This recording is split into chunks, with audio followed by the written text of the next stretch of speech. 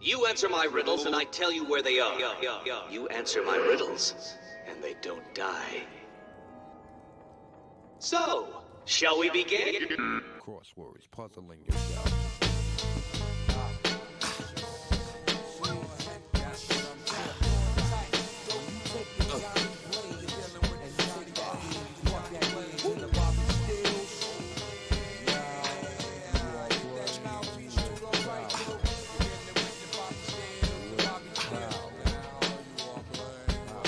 I got your mind twisted. Unrealistic wavelength draining on your brain strength inflicted. Crosswords puzzling your doubt.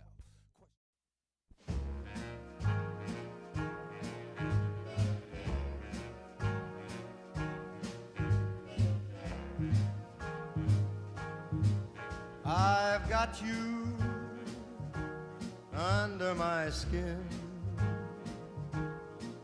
I've got you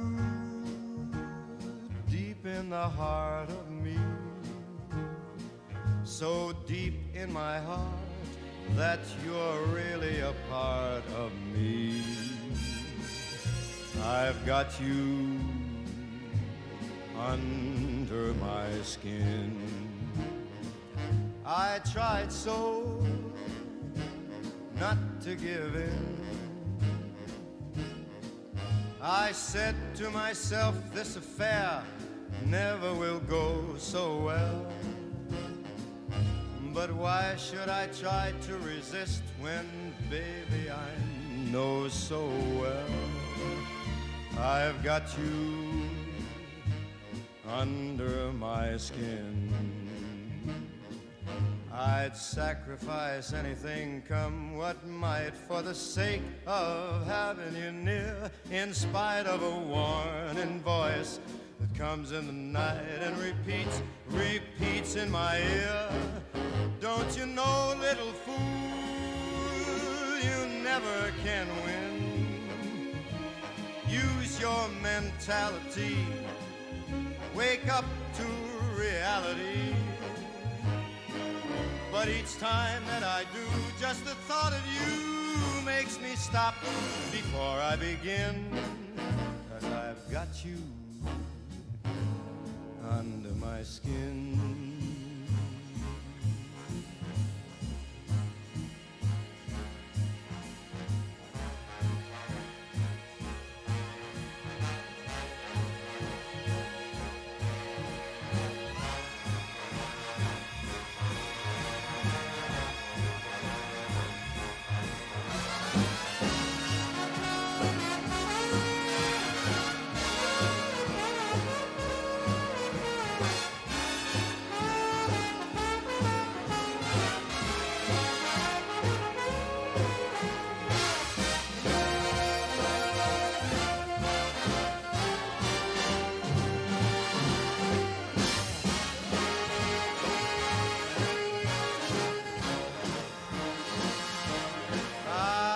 Sacrifice anything, come what might, for the sake of having you near, in spite of a warning voice that comes in the night and repeats how it yells in my ear.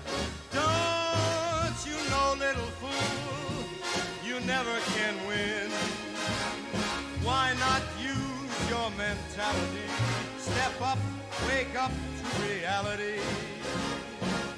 But each time I do, just the thought of you makes me stop just before I begin.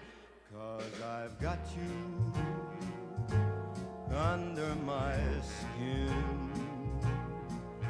Yes, I've got you under my skin.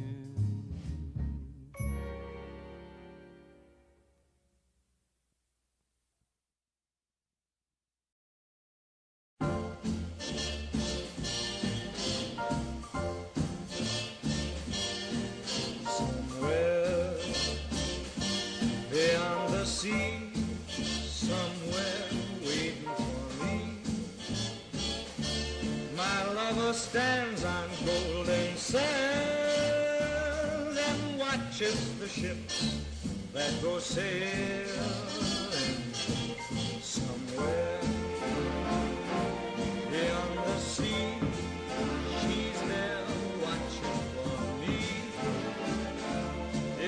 could fly like birds on high, then straight to her arms I'd go sailing.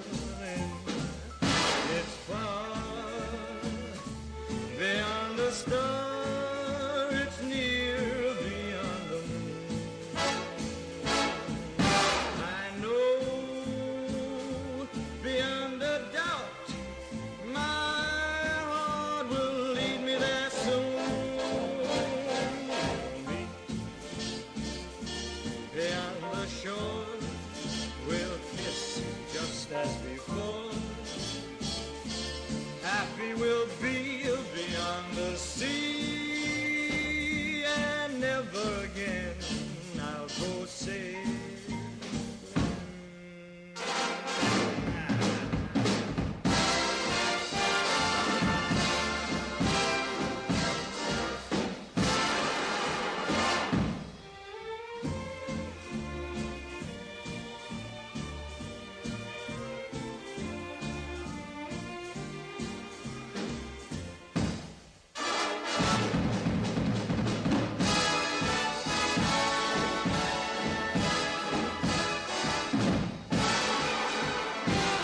I know beyond a doubt my heart will lead me there soon. We'll meet, I know we'll meet beyond the shore. We'll kiss just as before. Happy we'll be beyond the sea, and never again I'll go sailing. No more sailing, so long sailing, bye-bye sailing.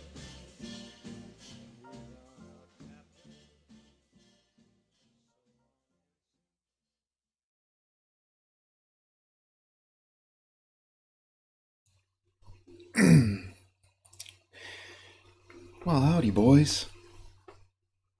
Hope you guys are having a good day. Nothing like good old Frank Sinatra to start things up.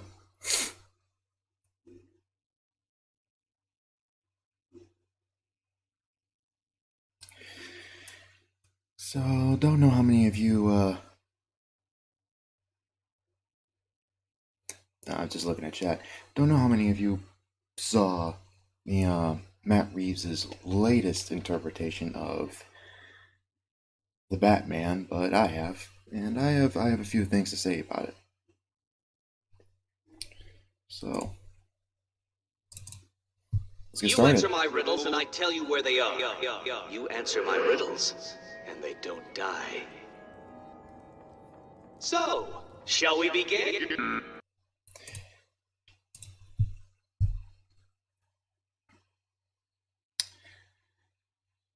Well, alright, so I'll probably start up non-spoilers. I'll just say quick rundown what I like and didn't like, and probably try to be as objective as possible, and then on the spoiler section I'll try to like get my personal feelings and like what I feel about the film and what I feel about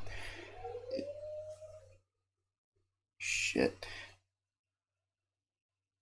and my own feelings of how the characters were portrayed. No idea what that was all about.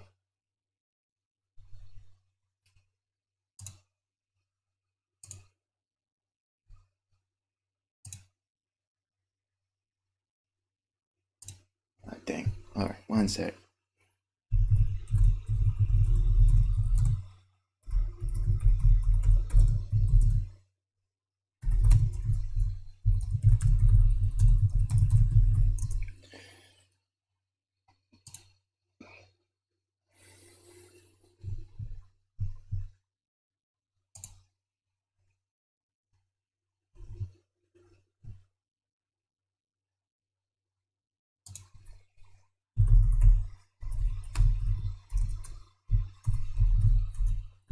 Sorry about this, guys. Some things are unexpected.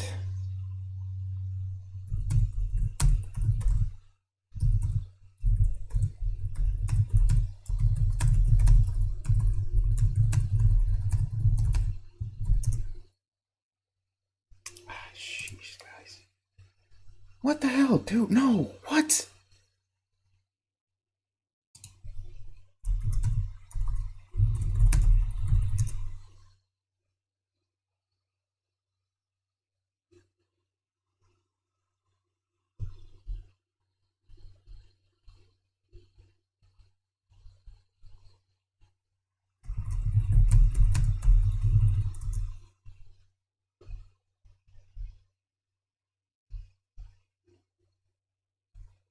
Jesus, some people are. Guess I'm not the only one screwing up today, huh?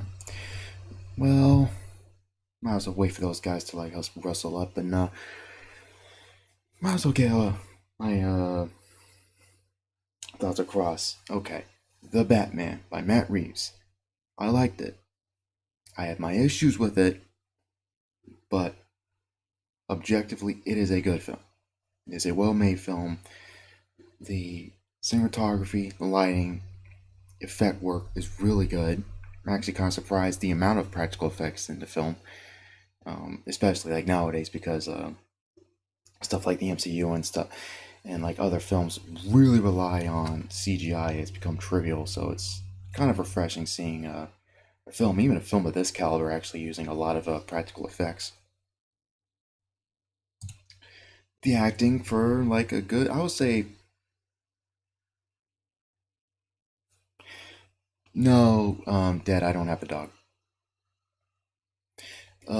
But the acting for like the most part, I'll definitely say like everyone like does a good job.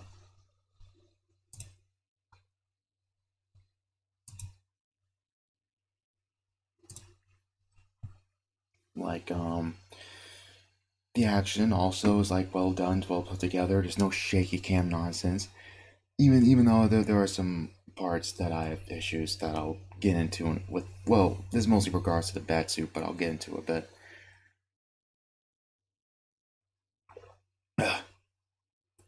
About how it's bulletproof and such. But other than that, like things are well done. Like the action, well crafted, it's well done. The detective aspect, I was surprised how well done it actually was. Like, and those of you who don't know, the Batman is not, even though there's action in the movie, it is not a action film. It is very much a noir type investigation, like drama movie. It's very Fincher-esque in that, in the sense of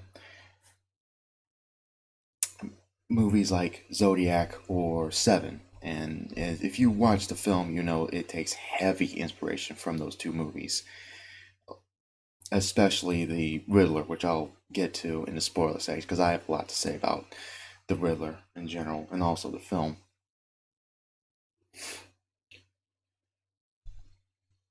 But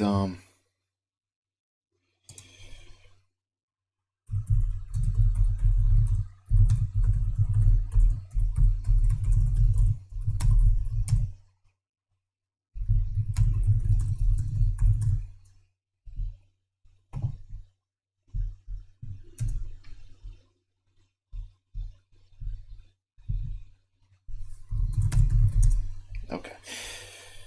Ugh, scatterbrain. But like overall, it's a good film. It's a well crafted film.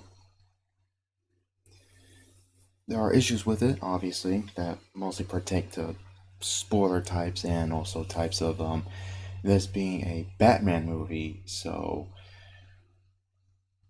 but those I would say are more so subjective. But objectively, this is a good film. You will be entertained, but it's not a quirky, action-packed like joke fest, and I'm honestly happy for that. One thing that I actually am surprised about in regards to this film is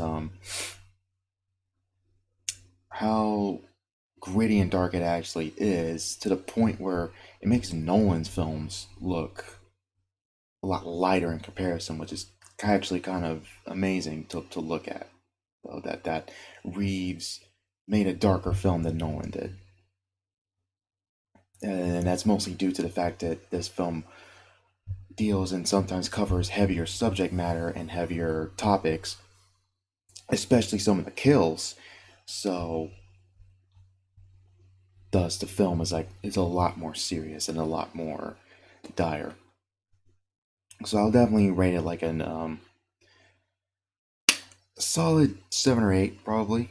I definitely like write some more stuff down. Like most of the stuff I want to say mostly regards to spoiler types, stuff behind the scenes and such. So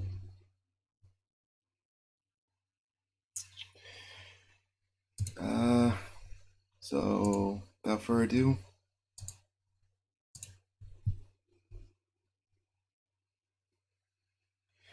probably might as well join this call. Hopefully things don't fall apart. Shit. You know? Hey, here's Lone. Eh, We live? yeah. All right. What's up, YouTube? Good. Hey? Was the Batman good?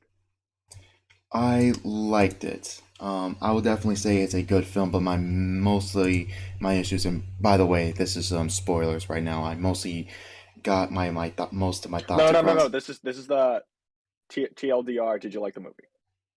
I'm mixed on the movie. I like bits of it, and there are bits of it that I did not like. But like You think it was overall, average? no, it is a good film. But I think my issues with it are more so personal. With like my issues with Hollywood's like interpretation of Batman. Like let's So get the first thing out of the way. Like I'm legit sick and tired of like Hollywood like grounding quote unquote Batman. Like that is so unnecessary, especially after it just ages worse, especially after like Batman v Superman, where Batman in that was like 40 or some odd years older. You already had Robin. The universe was already like established.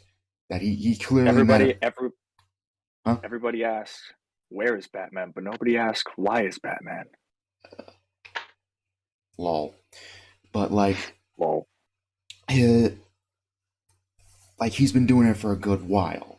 Well, beforehand we already had Nolan do that. Mhm. So we now gone back to that, and oddly enough, kind of as much as I like Reeves' direction, it's weird seeing him make Batman even groundeder, if that makes sense. Like he's not driving a tumbler in this. All right, he's not using the amount of like gadgets and resources that he had even in Nolan's films. It definitely, like, if you watch the film, most of the gadgets and stuff he's using, and even the Batmobile, looks like it was handcrafted. And the only thing that's advanced Wayne tech that you can say is this contact lens that he uses that also doubles as this camera that he. Mute your mic if you're gonna eat chips, dude. oh shit, that wasn't chips. Sorry, I was actually just moving something. Sorry. Continue. Okay, all right. Because that legit sounded like a crunch there. But I'm sorry. other than this contact lens that Bruce has, most of the stuff, if not all the stuff that he has at his resource in the film are handcrafted, not specialized or unused Wayne tech or prototype tech. Basically highly developed. What? Hmm. Yeah, it's basically just it's not the high end of tech permitted by a rich ass guy. It's just things they made in their spare time. Basically, You know, full yes. secrecy. Yeah. So basically, like the hacksmith. Kind of like that, yeah. Like hacksmith or Colin Firth level stuff. Yeah, pretty much, like, yeah, that pretty much levels, like,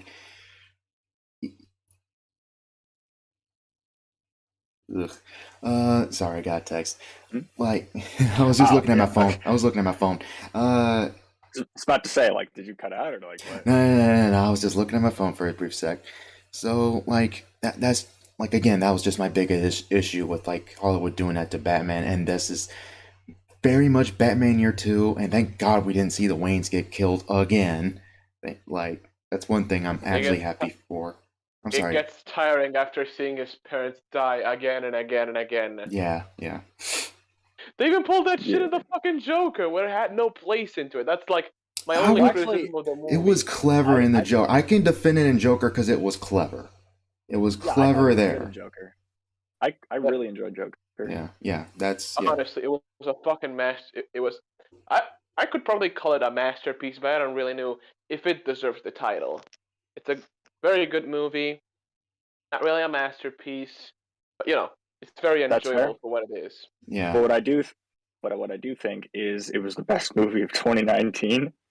Oh, by a long And shot. Yeah. It Yeah. Honestly, or, I'm no, not no, very. actually, no, scratch that. One of the best. The Lighthouse is very. Oh much yeah, up there. that came out that year too, didn't Yeah. it? Yeah. Yeah, it did, and it got fucking shafted by Midsummer. Oh yeah. Like, don't get me wrong, I liked Midsummer, but I hated everyone in it. The fuck's Midsummer? A24 film. Honestly, we'll be here all day if we try to explain it. Just use Google, Alex. Back to B-Man. Like, again, and also this is also an issue with this world that Matt Reeves has created is them. Oh dang, Fierce brought up a line. We'll get to that. We'll get to that, Fierce. But like the issue with the world that Matt Reeves has created, like once again grounding Batman.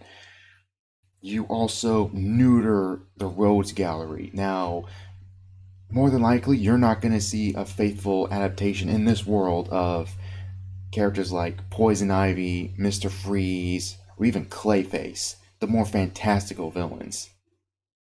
Yeah. Yeah. Probably not. Like I was mean, thinking, they tried. I mean, they tried a few times. They tried. I think Nolan may have mean- been the only one I would like. No, it should just been Nolan that did that. Honestly, it should just been Nolan. Like, say what you will about the DCEU and Snyderverse, at least Killer Croc looked like Killer Croc, right? Where? In which Yeah. one? Suicide Squad, the first Suicide Squad movie. Oh yeah, but there's also other. But I mean, I was also thinking about the old movies, like the one where Mr. Ice was fucking Mr. interpreted by Freeze. Schwarzenegger. That Oh was yeah, that was Schumacher. That was just campy stuff. Yeah.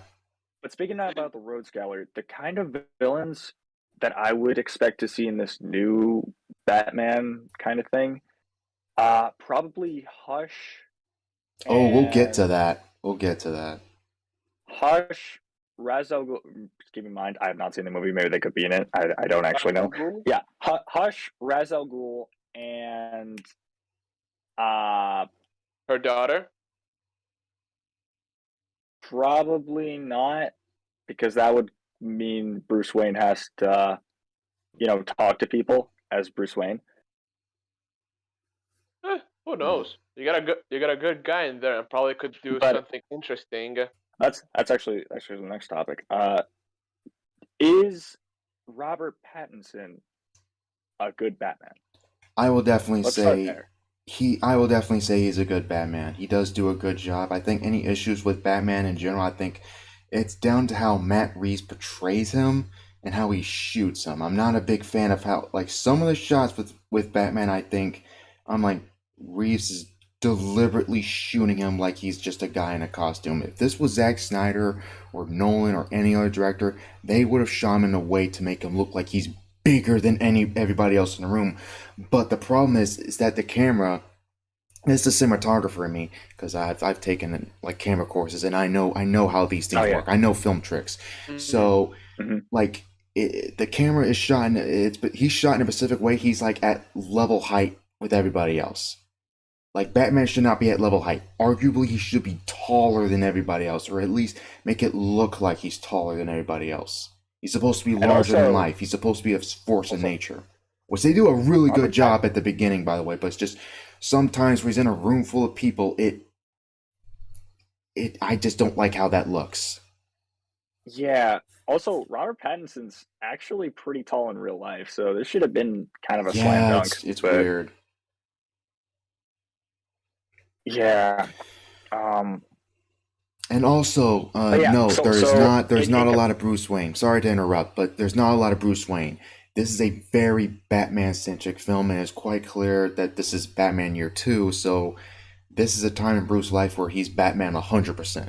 He doesn't have the two masks. He only has the one mask.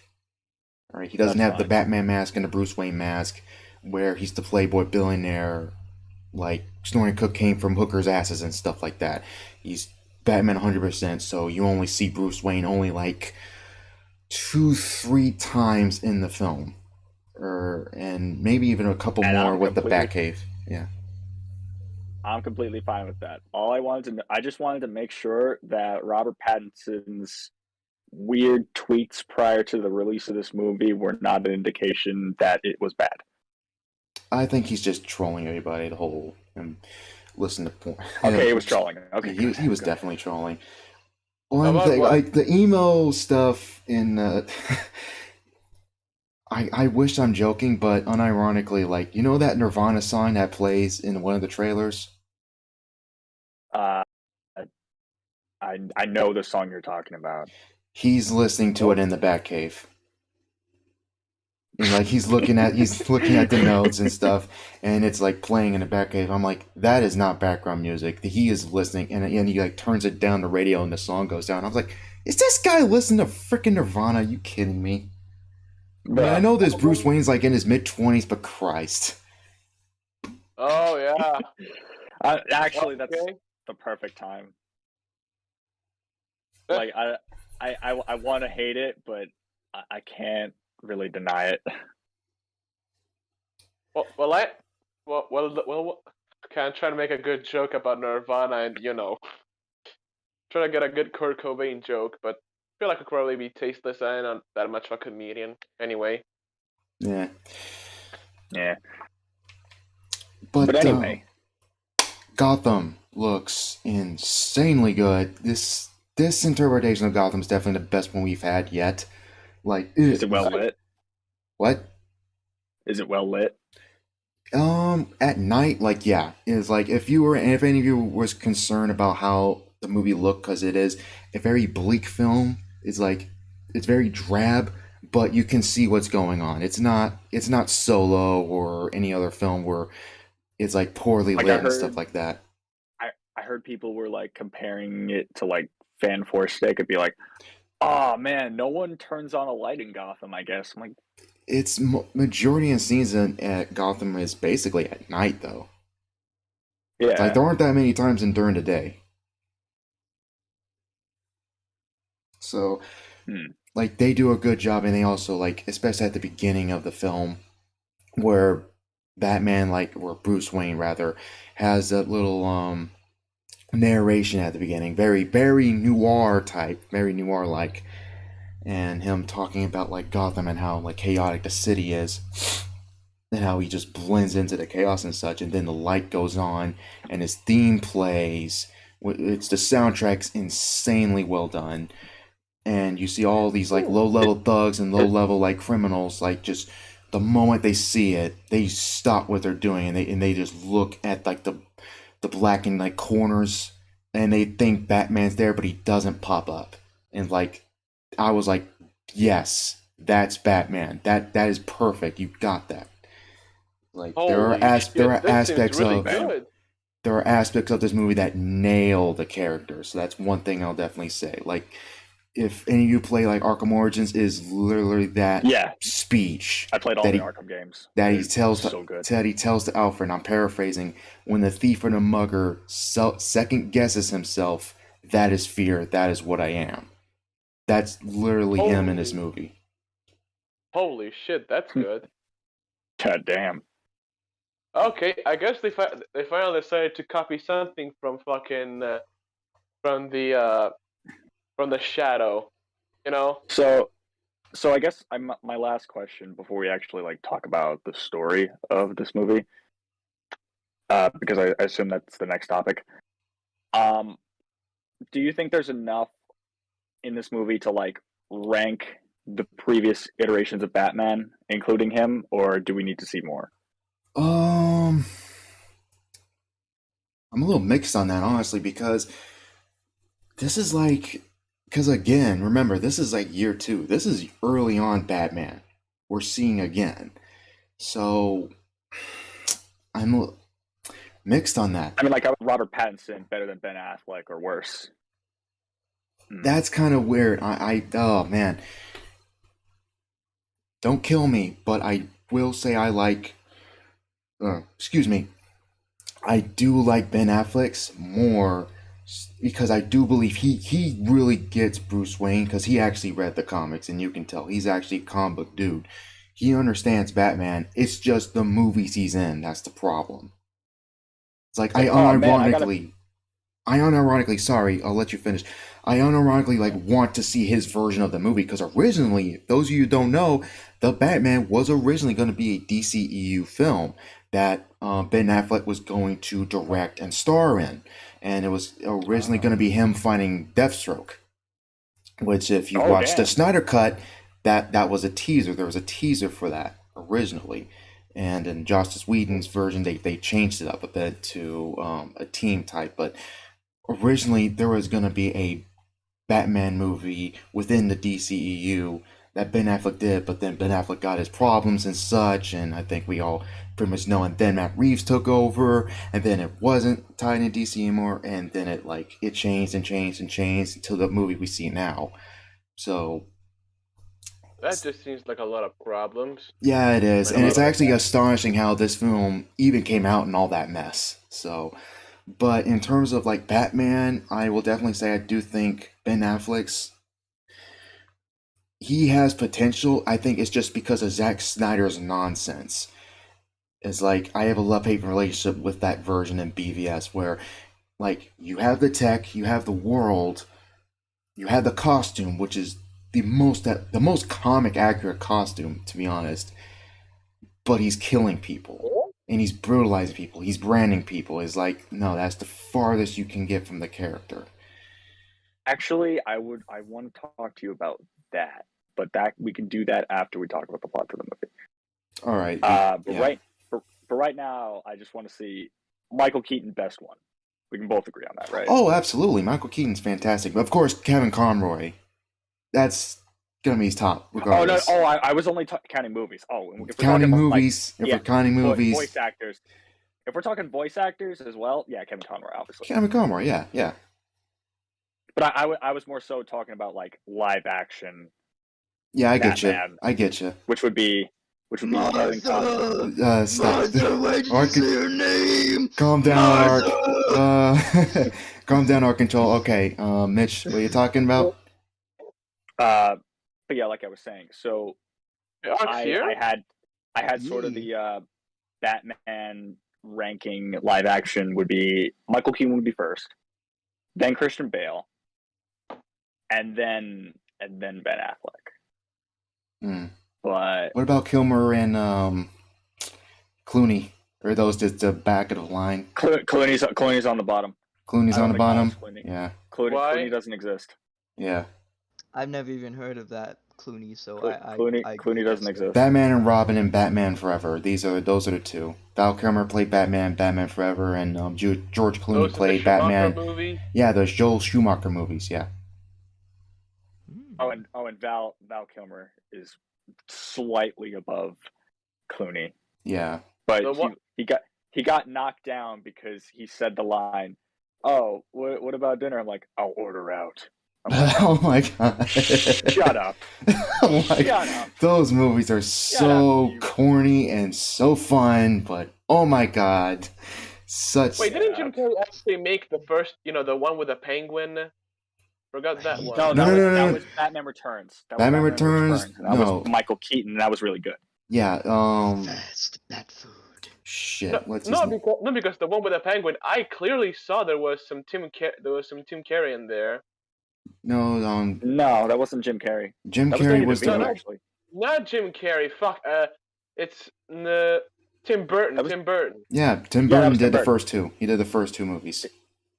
Dan DeVito was the Penguin, I believe. Yeah, he was. Dan DeVito was the Penguin. I gotta ask.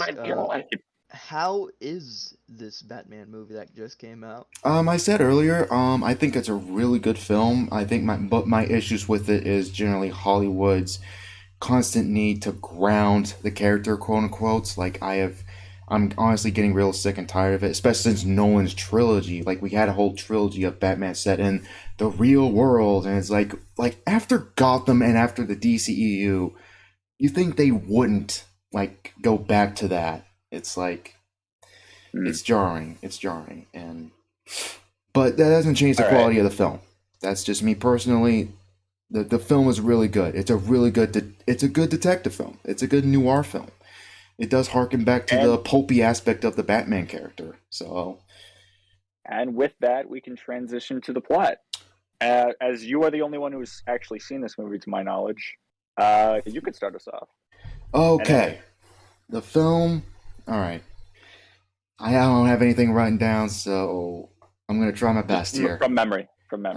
All right. This is why you write things down, kids. All right. The film actually starts out with like little pan shots of Gotham, and you see, well, you don't actually see the Riddler looking through, but it's the Riddler like looking through a pair of goggles. Binoculars, sorry. He's working through a pair of binoculars, and you see his family, and it's quite clear the film is playing up the notion that the audience is aware of the Waynes, but that's not the Waynes. It's actually a different family altogether, and the father of the kid is man running for mayor. Okay, and like and he's like playing with his son and stuff, and then you like pan inside, and then he like turns on like another scene. He turns on the TV, like stuff like about like the election and stuff like that. And really good cinematography here is that like he walks away and you see the Riddler just standing there behind him, and he's just like just walking like back and forth. I believe he was on a phone, I think, or watching the TV.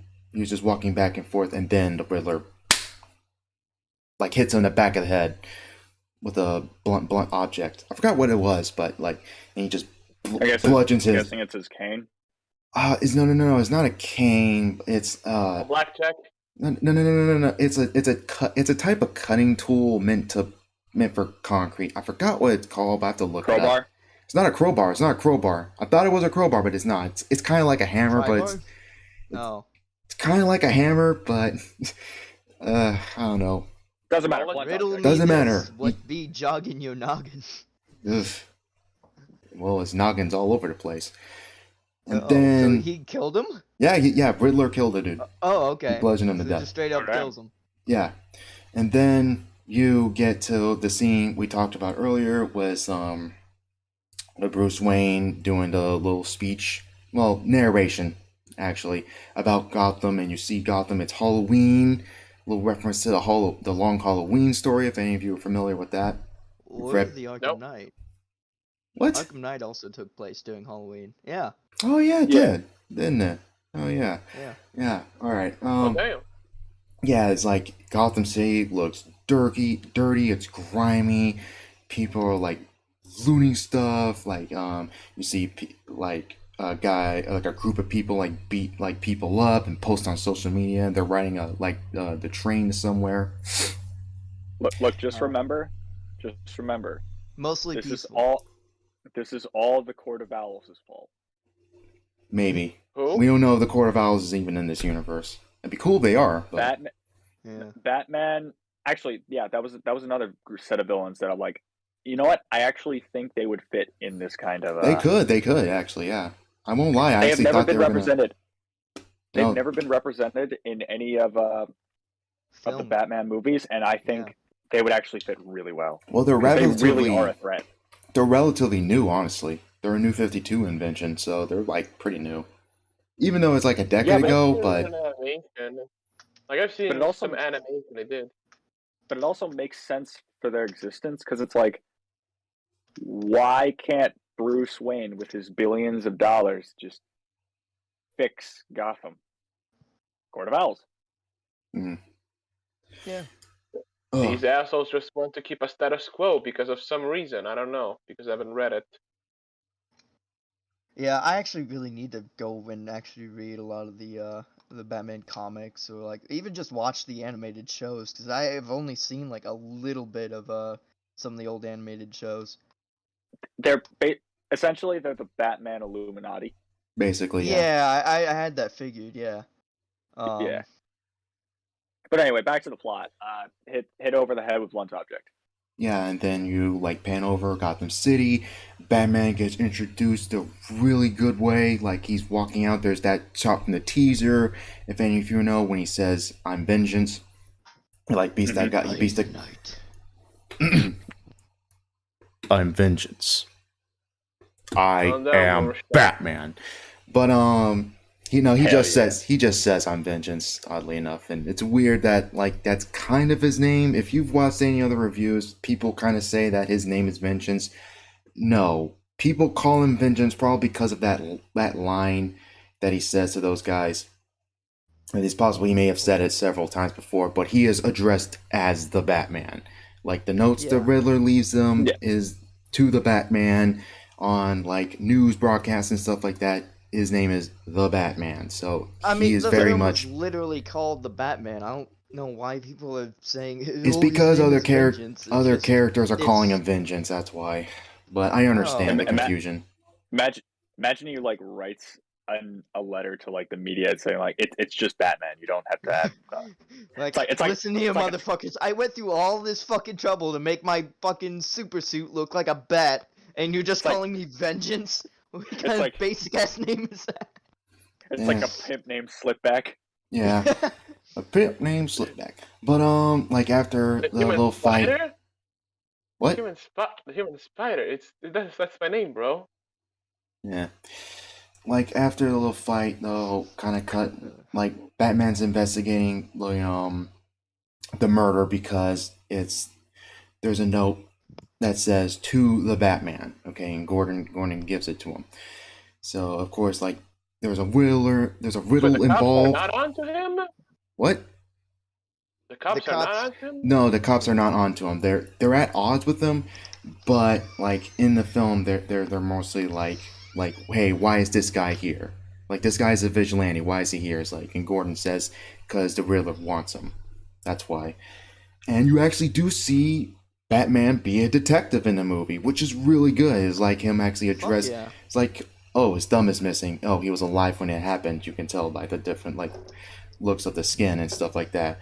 Oh, his face was bludgeoned. Yes, yeah. Yeah, because like the Arkham games, they did that a lot of that too, which I really liked.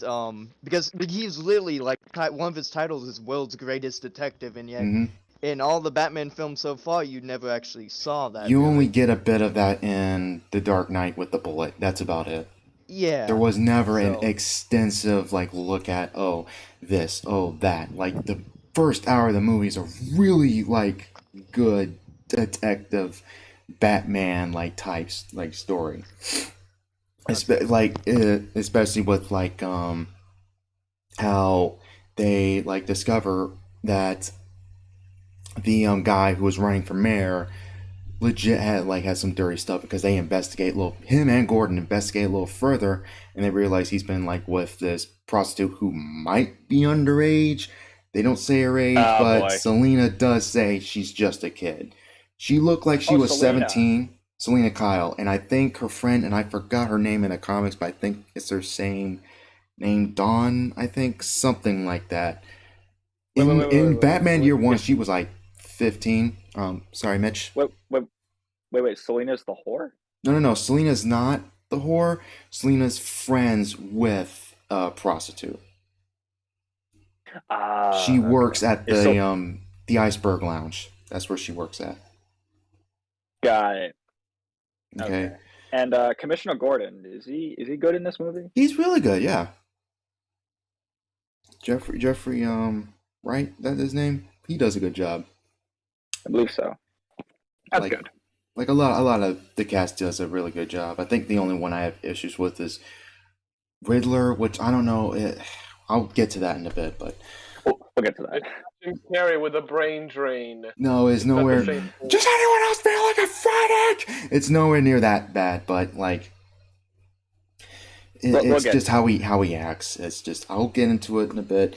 They investigate. The dude's like tied to prostitution, and you see the Penguin in behind like one of the photos. So of course, like Batman investigates. That's where you get the little action scene with the Iceberg Lounge. The first time Batman gets in there, and he like fights his way up there, and then he has a little conversation with Penguin, and they talk about like why the mayor was there at all, or like does he have any connection to him? And Penguin basically just tells him, "Hey, I don't really know." Which, by the way, Penguin's really good in this film too. Like Colin Farrell, just like you do not see him in the movie. Like I'm like that is Penguin. Like that is some good makeup. Yeah, I was reading something where it's like Colin Farrell had to like put on like 4 things of makeup on his face. It looks like it. And yeah. like for when they put lights on him, they like looked for creases so they could fix them. It must have been agonizing. Oh yeah, Oh, but yeah. he does Jesus. such a good job. He does such a good job. Like, holy crap. I'm glad. But Yeah, it's weird. I was expecting this movie to be shit, given all the DC cinematic universe stuff that's come out recently. But I've actually heard like a surprising amount of really good stuff about this movie. yeah, there's a So- lot good in it. I think the biggest issues with it, well, many people will say are generally the final act of the film, which may have been reshoots and it may have been studio melding. We'll get into that. We'll get to that. Yeah. But for right now, you were talking about Penguin doesn't know why he was there, so Batman leaves. Batman leaves. Like, Batman does a little bit more searching and stuff like that. He tracks Selena Kyle down. She actually like drives her motorcycle to the crime scene. That's basically where like the mayor's not the mayor-elect's house. Mhm. And she cracks open his safe. Batman like notices, and he opens the little passport, and it's actually the chick that he was with. The mayor was with. I might be getting the Oh, yeah. details a little mixed up, but like this is just me from memory. Is Selena Catwoman now? Well, she kind of Like, or is is. this before that? Selena Kyle as a character has always been Catwoman, as far as I know. She is Catwoman-ish. No, It's as in just, like, is she Catwoman? Like, Oh, like is she in the actually like a costume? good Catwoman? Yeah. No, Oh, not, in the not costume. good Catwoman. there is a line where she No, like- says the bat and the cat, so I would assume she is addressing herself as like Catwoman. It's just her freaking mask is shit. It's just a Her beanie. mask, I saw that. It is really Mm. bad. The rest of the costume is It's good. really I like the little good. whip she has, but like the fucking mask is. Ooh. I have actually not seen it. Do you have a picture? You can look up on Google. Just look up the Just- Batman Catwoman. Batman. Okay, okay. But yeah, like it's weird because I fucking love the rest of the costume with the little hip, the whip on her hip and everything. It's really well It done. looks but really the good. mask It's is just the- just. It doesn't take Oh. that much to make a Well- mask. It's like, don't give me that crap Yeah. of, Oh, you oh, gotta she doesn't keep have the up, money. huh? It's like, it doesn't take that much to make a mask like that. It Yeah. really doesn't. Bro, when you cheap out, all right, I'm looking at it right now. It looks Yeah. like she ran out of money and she had to resort to like a cheap cosplay. Yeah, It looks it's- like- ugh.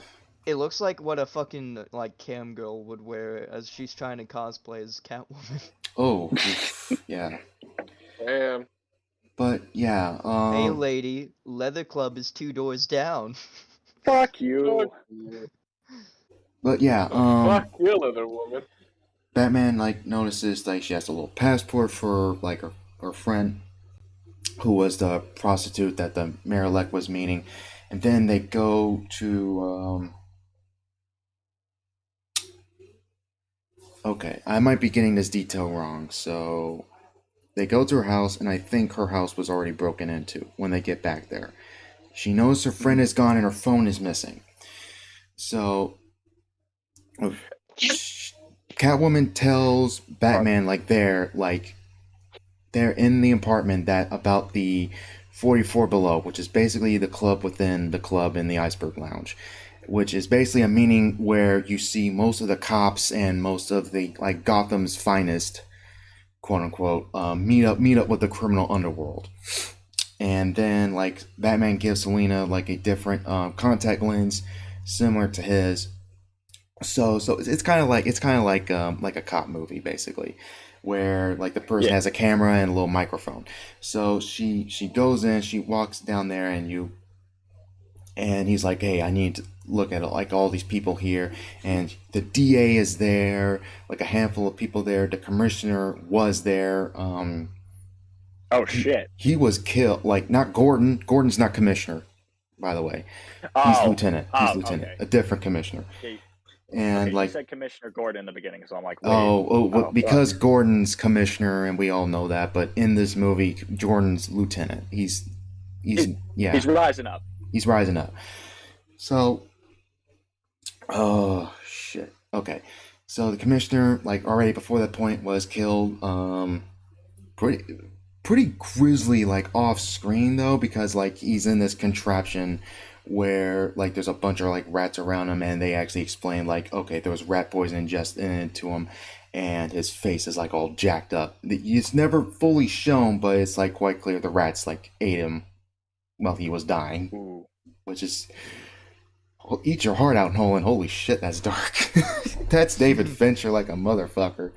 But like, back to the iceberg lounge, back to the 44 Below, like Catwoman is there, and like she's like looking around, she sees the DA, and like Batman, like they talk about like the mass psycho, which is the Riddler, like killing people and stuff like that. And he brings up, like, DA brings up something, and Batman doesn't know what. He knows he's hiding something, and he tells Selina, hey, what is he hiding? And like she can't really get it out of him. Then she like walks away from him and like runs into Carmine Falcone, or Falcone as he's in the film. He was played by John Turturro, who's also really good in the movie. So, and Sorry, question. Selina was trying to get information from who? the DA, the district attorney, Oh, who was okay. in the club. Yeah. Okay. And then like they Batman like tries to ask her like what's her relationship to Falcone. It's like, you know Falcone, like, and then she like gets like, she gets mad, and like she's like, hey, I need to look for my friend. It's like, hey, we, and then they argue, and then she just takes the lens off, and Batman's like, fuck it. And then we like shoot like to another scene of and like fast forward to like another scene where the DA is like in his car, and the Riddler's behind him, and he like knocks him out. He's not dead, but like he's just out, and he's like put something around his neck. We don't know what it is, but and then we cut to the funeral. Like, this scene was already like out there, and it was released beforehand.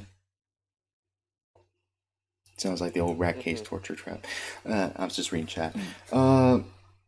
Like we cut to the funeral. Then like as Batman's there as Bruce Wayne, and like he sees Selina like walking out of the car that Carmine Falcone like walked out of, and then we there's like a little conversation that he has with the other mayor-elect, the woman that the dead dude like ran against, and they like talk about how you can actually do more for the city. It's like your family, you had invested in philanthropy and stuff like that. And then you hear like the car, and then like it's driving through, and like people move out of the way, and then it's revealed to be the DA, and he has a phone attached to him, and a little note that says, to the Batman.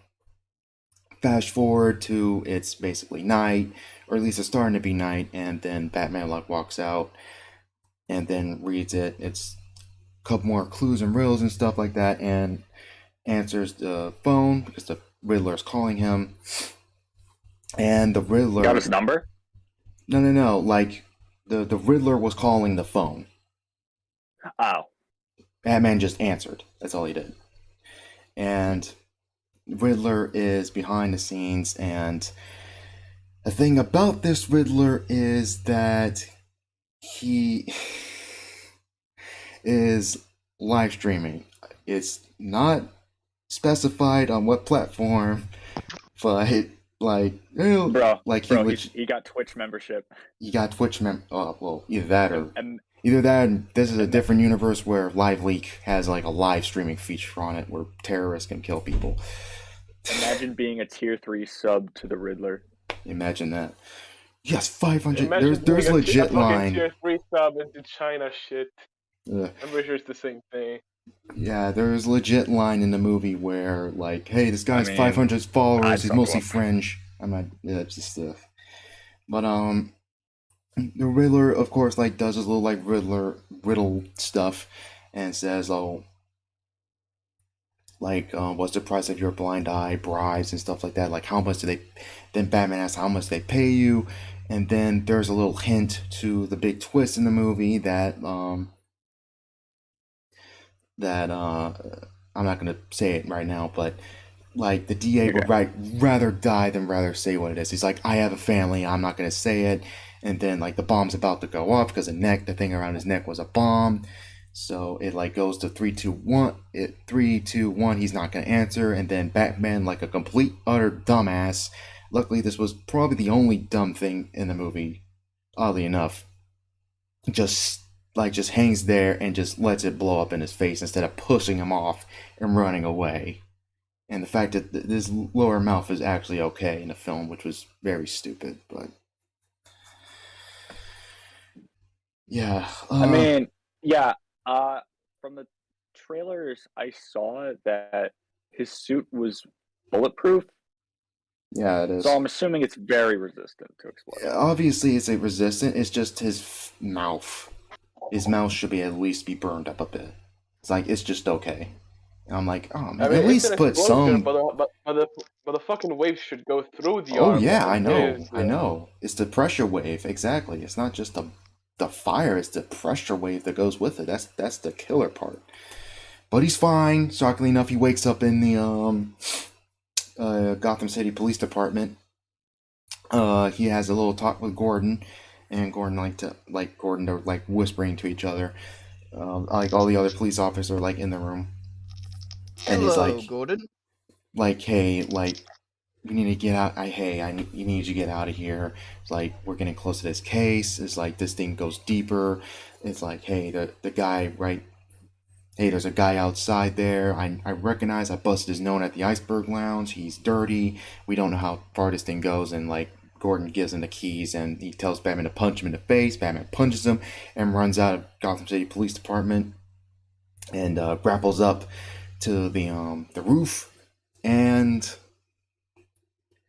glides through Gotham City. But what he uses to glide, which I will admit was pretty cool, was that his bat suit actually has a built-in squirrel glider. I think that's what it's called. You know, like a You mean like like the it's a wingsuit. Yeah, it's a wingsuit. It's not. He doesn't use his cape. His cape doesn't glide. He uses a wingsuit, which is pretty neat. And he like glides through the city, and like he kind of fucks up with the parachute because he unleashes the parachute underneath the bridge. It gets snagged on top, and he hits himself on there, and he like tumbles like through, and he hurts himself, and he like limps away. So, but he's fine. He got away, and then he meets up with Gordon, and then they try to like solve this stuff. It's like kind of cutting through a bit, like him trying to like find out like what like the rat is and like stuff like that, because there's a riddle like a clue earlier to like, oh, there's a rat involved, and like they try to ask Penguin, like they say no, Penguin's not the rat, it's actually somebody else. And then kind of fast forwarding massively a bit, that the big reveal was that Carmine Falcone, after Bruce Wayne died, who had plans to like rejuvenate Gotham, to like build like the city like better up and stuff like that, because it's very run down. Like after Bruce Wayne died, Falcone essentially just took like a big like massive like land grab that he just runs the city like from the shell, like everyone's in his pocket and stuff like that. Sorry, you said Bruce Wayne died? No, I mean Thomas Wayne. Sorry, my bad. Thomas Wayne's death. Yeah, I'm about to say, I'm like, did he fake his death?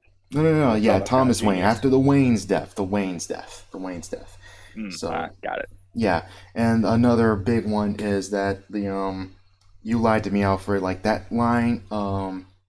It's revealed that the Waynes in this universe, and this is going to tie into Hush that we mentioned earlier, that the Waynes are tied to the Arkhams in this universe, and that Martha Wayne in this universe has been to Arkham Asylum several times, and there was a reporter named Thomas Elliot, and he wanted to like bring this to the light, but Thomas Wayne noticed that, and he got Carmine Falcone, and he essentially like he killed Thomas Elliot, and when Riddler was bringing us, let me finish. Sorry, when Riddler's like explaining this is like a video, all right, that's shown on the news, and it was literally written across Thomas Elliot's face is "Hush."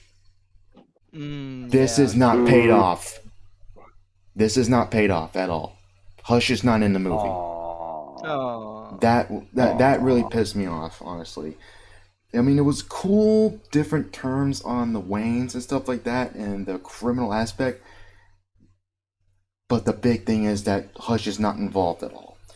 So I will get back. This ties into the climax of the film, in that later on, like when we learn is that Selina has one of the I believe a guy who works at narcotics, who works at narcotics in Gotham City Police Department, and she has him tied up. Like she had the back signal on. She's at the building that Gordon and Batman meet up at, and it's actually revealed that Carmine Falcone runs the city, and Carmine Falcone, like, she has her phone, and it's revealed that like that her friend like left a call for her, and it has like her death like on full, like the entire, like it was like not recorded, but it was like left as a message. So they have dirt on him, but Selina's not interested in getting dirt. She's interested in killing Falcone. So she goes to the Iceberg Lounge. Batman follows her because she tries to kick off the narcotics dude like off the roof. They catch him. She skedaddles away. So Batman and Gordon like pick him up. They keep him alive, and then Batman like follows her, and then that leads to the third and final like part of the Iceberg Lounge, where like Batman's like fighting through like the group of thugs to Falcone, and there's that scene in the trailer where it's like completely dark in the building and they're shooting at him. It's like it's a really good scene. It's a really well put together scene, and it's also revealed in this film that Selina Kyle is a child of a prostitute that once flung with Falcone, but Falcone doesn't know that she's his daughter, and she brings that up. Mask makes sense now. No. She worked under him. He just did not know. I know, I was joking. Oh, okay. Yeah, for some reason he did not know she was his daughter, which, yeah, she brings that up, like, before she tries to kill him, then the lights go out and she misses. And then, like, Batman, like, knocks him out, and keeps her from killing him. And then, like, Batman walks Falcone out into the street, and then as Gordon's about to read him his rights, Falcone is shot. And Batman looks and see the little gun porched, and that's where the Riddler was, and he like moves away, and then Batman they're like, there he is, he's in that building, and then they go in, and in a scene ripped off right from Seven, because this is exactly like it. Like, the place is like cluttered, there's tons of books, they open a book, and it's like tons of notes and ciphers and stuff, and I was like, this is Seven. If any of you watched the film, the scene where they go into John Doe's apartment, it's literally that. Yeah. And then there's the scene where they figure out where he is, where Riddler's staying at, and it's that scene, a trailer where he's at the diner, and there's like a little coffee mug, and it has a little question mark in it, and they found him, and he has a wall, and he has a bunch of IDs in it, and they ask him, hey, which one's the real you? And he answers like you tell me. And then they take him out. They put him away. Sorry. And then So we're it's not killed. Okay, understand.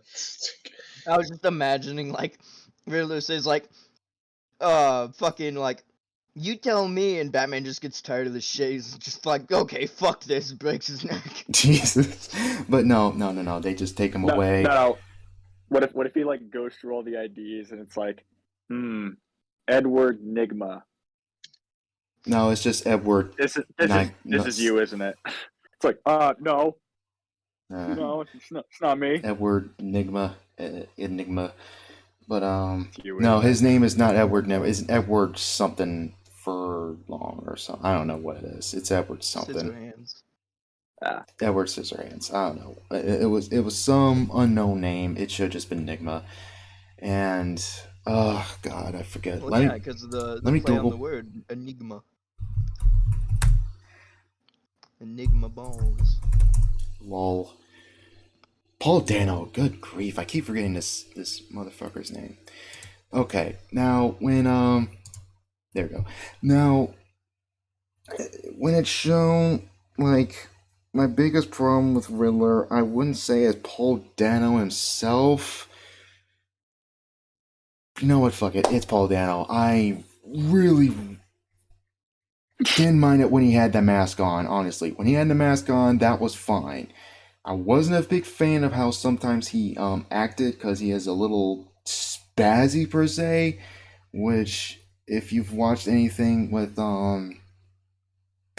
like Paul Dano in it, whether that be like There Will Be Blood or Prisoners, he acts a very certain ways sometimes in some of his movies, and it's not like the dude's like retarded or anything like that. He just has a habit of playing characters who act the same in some cases. Kind of like Nick Cage. Like a wimpy Nick Cage. Name again? I'm trying to recall who he is. Let me put it. I'll put it in. Don't worry, I'll put it in text. Paul Dano. He's been in a lot of stuff. It's in text. All right. He's in a handful of good movies. He's a good actor. It's just he's acts a certain way, and this was my biggest concern with his casting when he was playing Riddler, because Riddler's eccentric, but he is not a total spaz, and it's kind of shown when he's at Arkham and Batman's talking to him and interrogating him, and then it's revealed that there's another step to his plan that Riddler was actually shocked that Batman hasn't figured out yet. Like, but he does act like a specific way. He's like, no, it's not supposed to be this way. It's not supposed to be this way. I was like, come on, like, why are you acting like freaking Alex from Prisoners? I feel like Hugh Jackman should beat his head in with a hammer like he did in that movie. I feel like he's just gonna pop up any second. But Yeah. Oh, actually, now that you mention it, he was kind of a spaz in There Will Be Blood, but it fit with the character. Yeah, and like Here- Riddler is supposed to be a lot more like charismatic and yeah, like really kind of almost like laid back, but also kind of showmansy. Like, yes. Like, he is a bit of a showman because he's live streaming and he has followers online and stuff, and I'll get to that in a bit. But and we're gonna get to the political stuff for this movie. It's very subtle. It's very Wait, there's subtle. politics? It's very subtle. It's not. There's a line by Catwoman and the Riddler character himself. I will get to that in a bit. All right. Now, Batman. All right. Oh yeah. It's also revealed that Riddler already figured out who Batman was. The line Bruce Wayne, like he says his name like multiple times. Is like, this is the real you. This is you, Bruce Wayne. So yeah. He says that before, like, it was like, oh, you haven't figured it out yet. And then Batman like goes back to his apartment, and then like peels back, and then Batman like puts two and two together, peels back the carpet.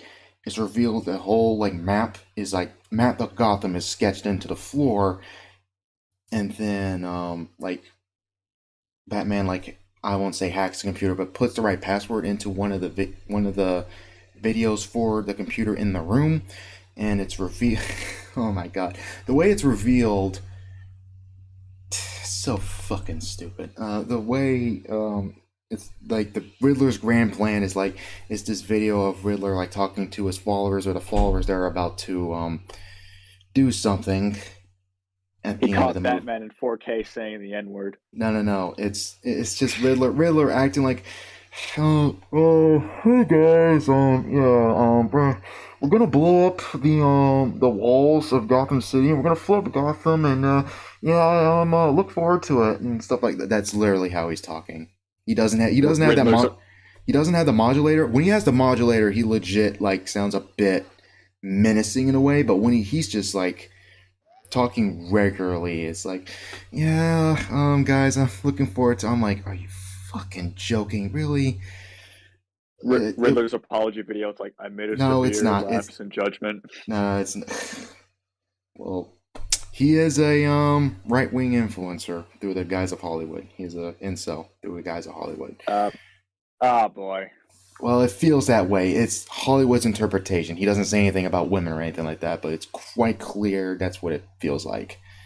So, yeah, the big thing, climax at the end of the movie that feels really tacked on is that apparently the entire time Riddler was killing all these people, he had several followers plant vans full of explosive stuff. I think it was C4, I think.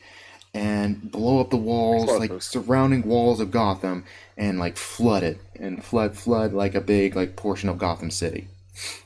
And this leads to them essentially like shoot all the people, like, because they knew like the majority of people would be in the Gotham Coliseum, and that's where like the final debate of who will be the mayor would be, and they were gonna like shoot and kill everybody like huddled up in there pretty much. So yeah, a literal fucking mass shootings in this movie, or attempted mass shooting rather.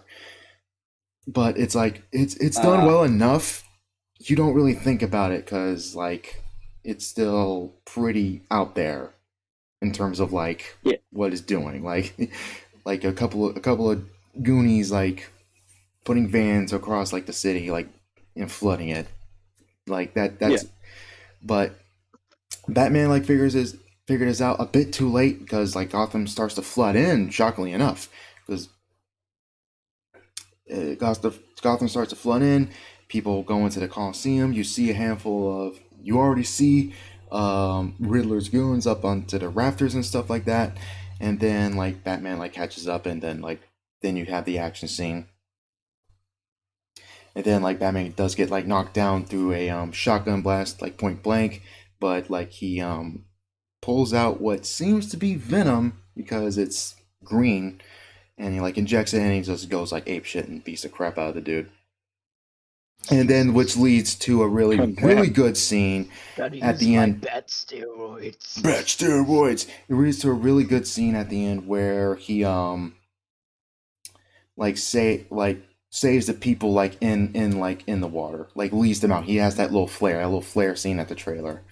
Like it looked like an action scene, but it's really him like helping people and him saving people and him saying that the National Guard is here and like Gotham City's gonna flood and the criminal element's only gonna get worse and the city's gonna need me more now and stuff like that. So I am making a difference. And you see him helping people and stuff like that. Like that's a good scene. Aquaman better stay the fuck off my turf. Oh God. Yeah. I will ask for him for some help, man. I will ask him, hey, Arthur, can you help me out, buddy? Can you get some, like, Gotham's flooded. No, I'm the hero the city deserves. But, yeah, like, that's kind of where it ends. Apparently, I walked out of the theater before. Apparently, there was a small in-credit scene where it's just a flash of words and stuff like that, like a little tease. It's clearly something for the Blu-ray. There's definitely going to be a Batman 2. This movie's making its bank on the box office anyway. And there's also, I forgot to mention before the final scene with Batman riding with Catwoman, because they're both riding on motorcycles, and she goes her way, he goes his way. Before that scene, there's a scene in Arkham where Riddler is talking to another inmate who is giggling. Yep, it's Joker. And he asks, riddle me this, what when you have less of them, one has more value? And Riddler answers, a friend, and they both start laughing. It's Mr. J all over again, and I'm like, fuck. Wait, who was the actor for Joker? Oh, damn. He was in the Eternal. I forgot. Eternals. You do not see his face completely, Yeah, I by the was way. wondering, IMDb if cast they- list. Let me, what was it? I was actually kind of wondering if they'd go off like the Joker movie, since it has I was- kind of. No, yeah, it is not. It's not Arthur Fleck. It's not Arthur Fleck. It's someone else completely. Yeah. That is Not kind Joaquin of Phoenix. a bummer. Especially with how similar the names are, where you have the Joker, the Batman. It just seems like it'd fit. Is it not Jared Leto? No, it's not Jared Leto. Shit. Thank God. Damn it. Barry Cohen. Okay. Barry. Oh yeah, Irish dude. Barry Cohen. Barry Cohen. He's from Ireland. Barry Cohen. I haven't seen that much of his stuff. I know. Okay, he was in Dunkirk, Killing a Sacred Deer. He was in Eternals. He was shit in that. Everybody I was shit in didn't that even movie. see Eternals. Yeah, good man. Yeah, no, he was in no. Green Knight too. I must have missed. I watched that movie. I don't remember him being in that. Must have been a small I gotta part. watch Green Knight. That's a good movie. Might do a stream on that. He was in Dunkirk. I think he was one of the guys. He wasn't the main dude. He may have been one of his friends or something like that. But like he can act, but I don't know. There wasn't enough of him, and there wasn't enough of his face. And apparently, in an interview, and you can go this, it's on YouTube on INGN, I think, where Matt Reeves talks about it. And there's apparently another scene where Batman actually is talking to Joker and stuff, and Joker kind of provokes him and stuff. So they definitely cross paths. So this isn't like, but like again, this feeds into the whole, oh, this is the origin all over again. And Matt Reeves even said like, this is the origin of the Rogues Gallery, which I'm like, no, it's not a fucking origin of the Rogues Gallery, because the Rogues Gallery is not even going to be like the Rogues Gallery, because this universe, it's so grounded and real, quote unquote, that you're definitely not going to see some clay monster turning into people. You're not going to see that in this universe. Nah, Probably not. I'm thinking. And the dude more- even said, like, oh yeah, the Joker in this universe is just a guy with a birth defect. He's just smiling constantly. It's like, that's it. Which might be thinking- cool. That might be cool. Like a thing my brother and I kind of mentioned and talked about. It's like, oh, that's a cool idea of the different Jokers. Like the one, like Heath Ledger's the one that's scarred. Arthur Fleck is the one who laughs, and this one is the one who smiles, or something like that. So Yeah. that's a cool idea, but it just feeds into the whole I'm Joker fatigued out. We already have different Jokers already. We already have one, and that's getting a sequel, by the way. And the other one, Wait, the Jared. Arthur Fleck one is getting a sequel? Apparently, it's in the works, but I have no idea like how it's coming Oh, together. nice. So Yeah. I don't know, but I don't know like what you can really do. I know, right? It's weird. Unless I wonder if they're gonna bring Batman into that. Yeah, that'd be weird. I don't know. I would kind of like to see how that Joker ends up, like, being introduced to Batman, because they did tease the Waynes a little bit in the first one. I mean, you saw the Waynes though, but they all died. They already died. Yeah. So but didn't Brucey Boy survive? Yeah, Brucey Boy survives to the end of that. Yeah. Of course, Yeah. survives. That's Yeah, that's what I'm that's saying. In the reason- sequel, I would actually like to see Brucey Boy. Yeah. So okay, that's the plot to the Batman. Yes, and as our let me get this final thing off my chest, and then we can discuss it a bit more. The political aspect of this movie, they're very subtle, except for one line, and it's like where Catwoman's talking to Batman and saying, "Oh, we can take down these white privileged assholes," and I was like, "Are you fucking kidding me?" Oh my And god. yeah, You were the think it's chosen sad. one. You were the chosen one. yeah, that's a You were legit supposed line in to the destroy movie. the It's just The a line. Riddler- man. Don't get your knickers in a twist. Yeah, Yeah. it's like it's an It's actual. Nah, still dog. like a stupid line. I'm not yeah. outraged. I haven't even seen the movie. Yeah, and the Riddler being quite clear this film's, or at least Hollywood's interpretation of an incel or a right-wing influencer, pretty much, because it is very much like that. Like, the dude has a Or maybe following. just a fucking, or maybe just Hollywood just ranking on him because they hate the new medium of, digital distribution, because the Hollywood doesn't make any of this. Yeah. They just, they're basically just falling out of the wagon and they're trying desperately to get it back. So their solution, complete animosity compared to them. I don't know. So wait, who made this film actually? Matt Reeves. He's a good No, director. No. Who was the producer? Warner Like Brothers? was it WB? Okay, so it was Warner Brothers. Yeah. Like, dude, like This- DC's a property of Warner Brothers and AT&T. It's like their name's gonna be on it. No. I'm just trying to like make sure that Disney had nothing to do with this.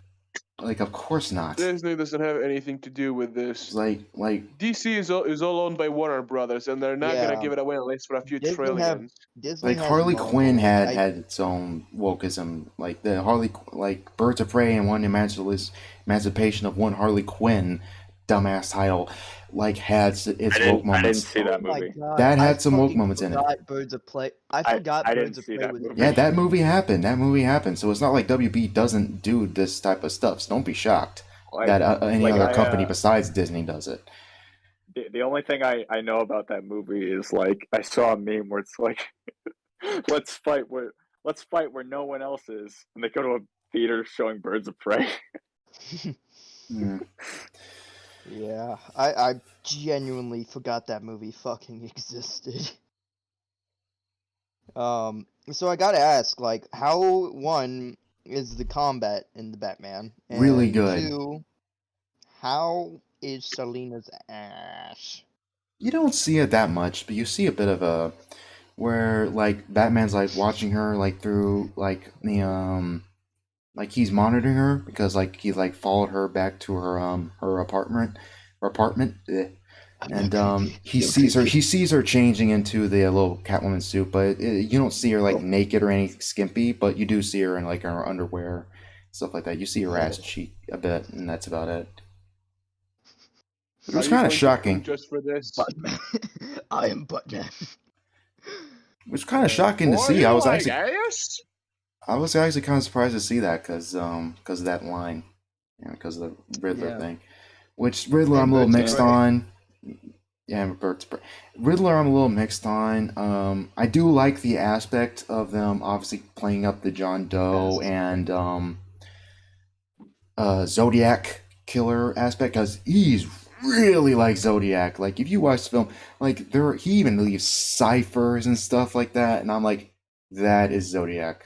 That's Zodiac. He's dressed up like Zodiac. He looks like Zodiac. He has ciphers. Like this is just. Yeah, they just turned Riddler into the Zodiac Killer, which is fine, but I think it would have been better had it been like Calendar Man or Zsasz or something like that. Like an actual like psychopathic. Calendar Man. Honestly, it's better than the Venture Brothers. Like that's the only thing I know him from. Yeah, Calendar Man is a serial killer who like kills people on like certain like dates and stuff like that. Like you do see him in Arkham City or some shit like that. Arkham City. It's my mom's birthday. Gotta kill someone. Yo, fuck Calendar Man. Let's get it in Clock King. Clock King. It's gonna be so Monday. Inquisitor Mathis, I wanted the occult side of Gotham to appear. Dude, that would have been cool. And also, Hush. Like, that really pisses me off that they didn't, like, you kind of set that up and pay none of that off. The fact it would have been... thinking is, like, it seems like sequel bait to me, yeah. And also, this is just prediction. I think they're gonna try their hand with Scarecrow.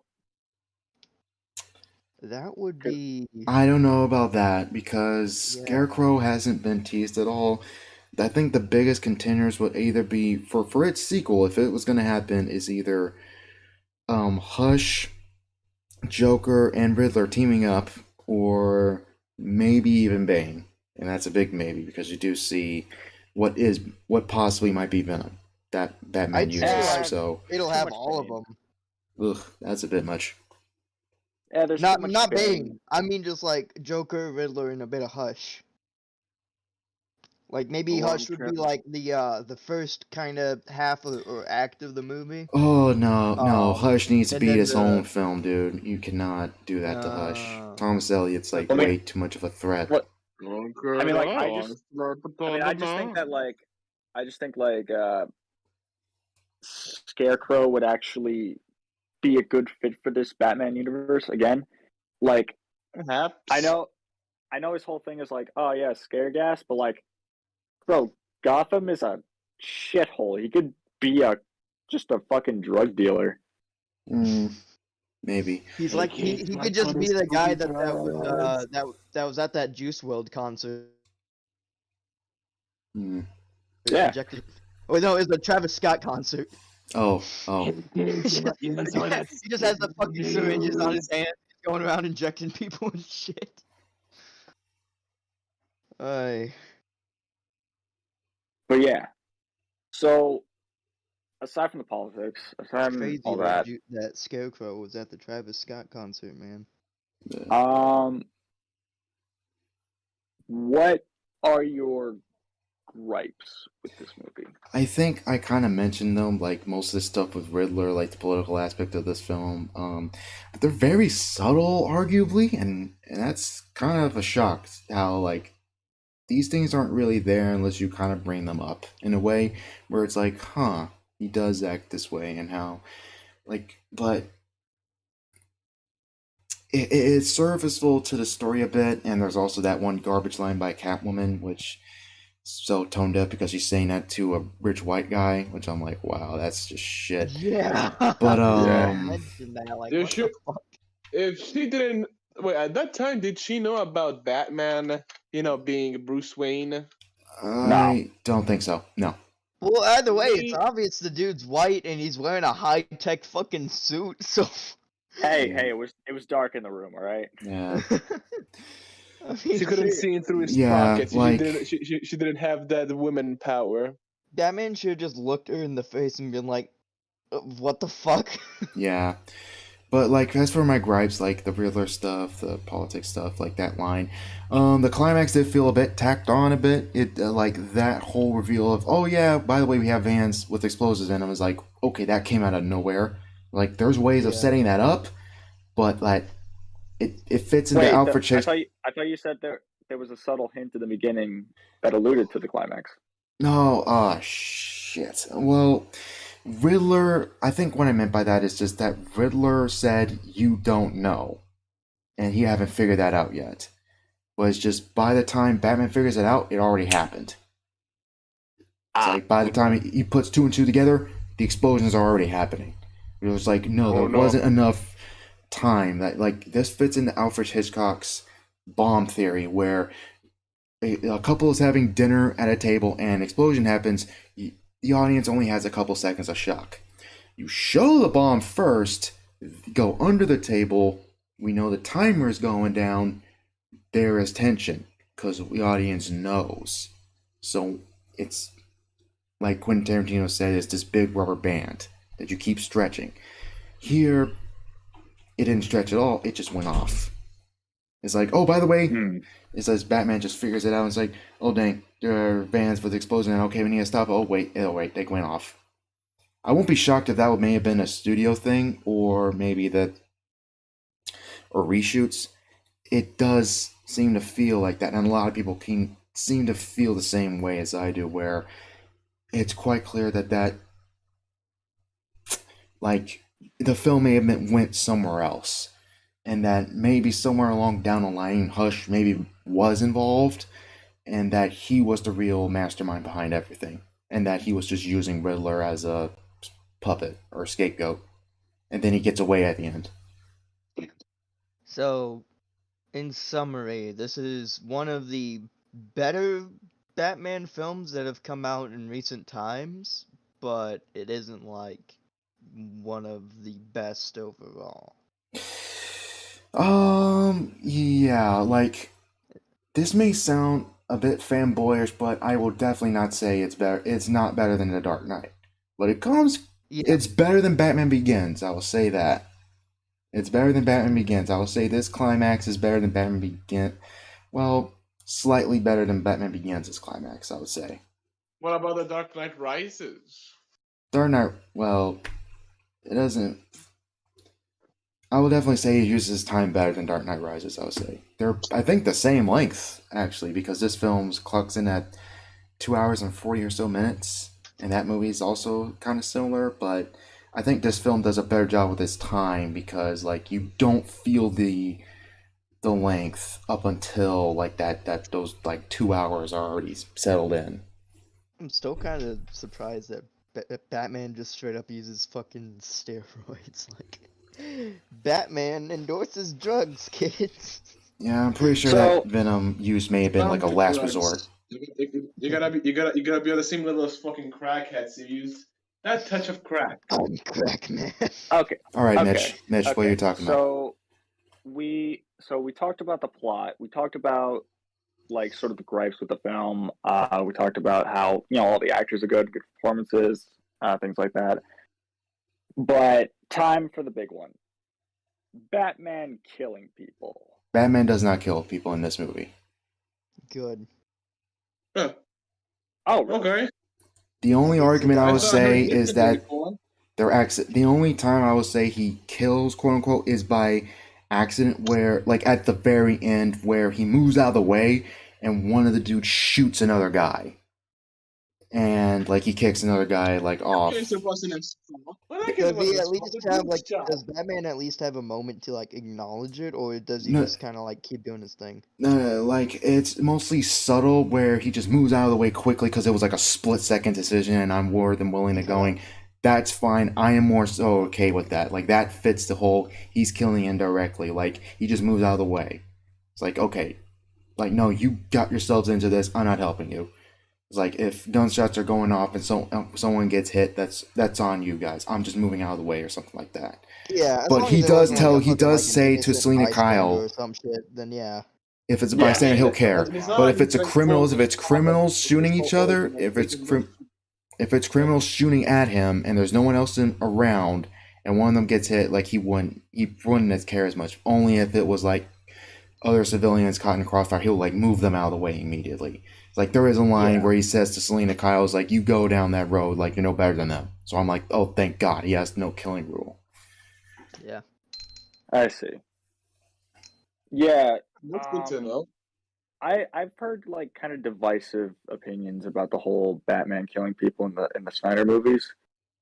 Like I've heard people say like, "Oh, that literally ruins his entire character. His parents were killed. Obviously, he wouldn't kill people." But then I'm still like, Batman's pretty dark and twisted guy. I think he would kill people. I'm like, The problem- the kind of biggest thing problem that with separates. That's the thing that separates Batman from being like an anti-hero, like a dark, like a villain almost, to Mhm. just Yeah, like that- straight up being a hero, or even just Exactly. like being a vigilante.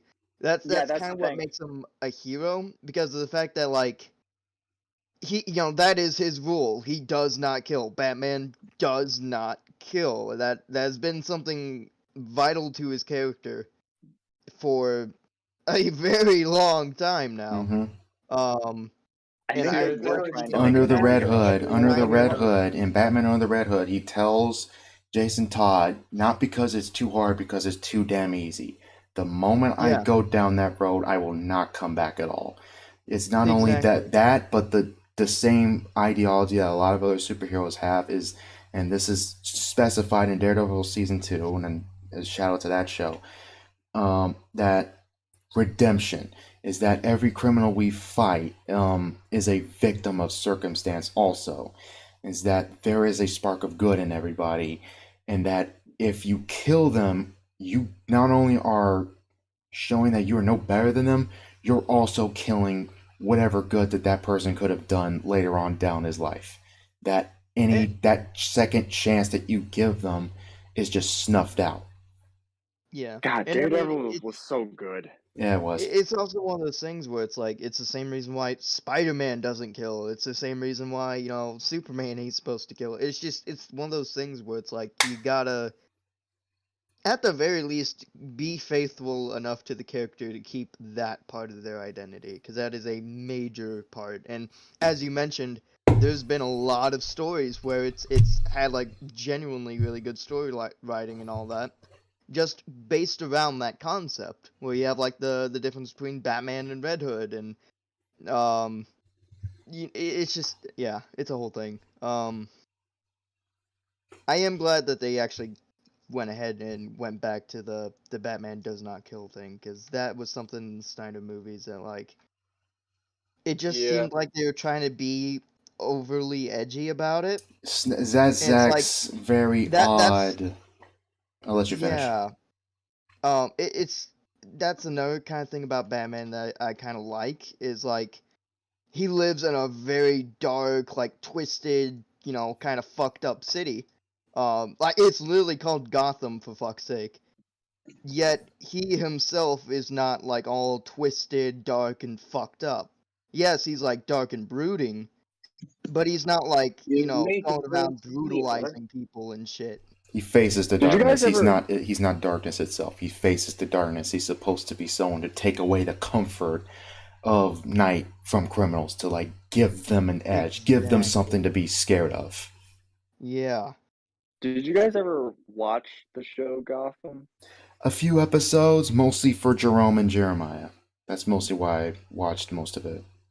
I found it really boring. Like by the second episode, I was falling asleep. So It is very dull by the beginning. It tries to be like this police procedural, then it just turns into a Batman show without Batman. And the only reason why I liked it at all was Jerome and Jeremiah. Like those are the only reasons I liked it. Like Jerome was legit. Like the show's Joker. Like, well, in actuality, Jeremiah was Joker, because it's revealed that he falls into the vat of acid, and they called him Jay, but they couldn't use the word Joker because they didn't have the rights, because WB forbid them from doing that, which, whatever. I see. Yeah. I see. Okay. Yeah, it was just one of those shows that I'm like, does anyone even remember that?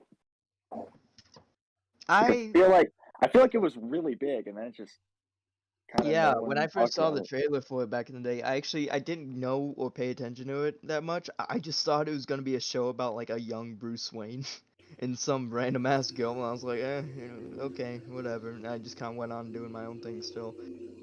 So, yeah. I just wish Gotham was just True Detective. I legit, when I heard that Gotham was coming out, I was like, oh, cool. And what I had in my mind was just True Detective with Gordon.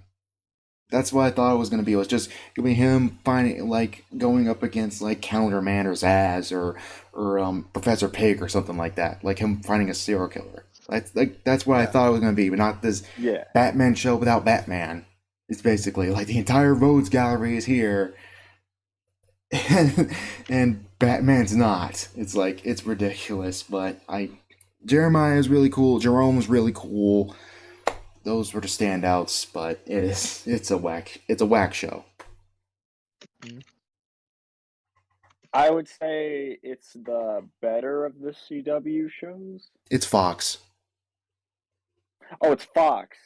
Oh, I thought it was CW. It was not CW, dude. How do you think that was CW? Like, there is legit violent ass shit in there.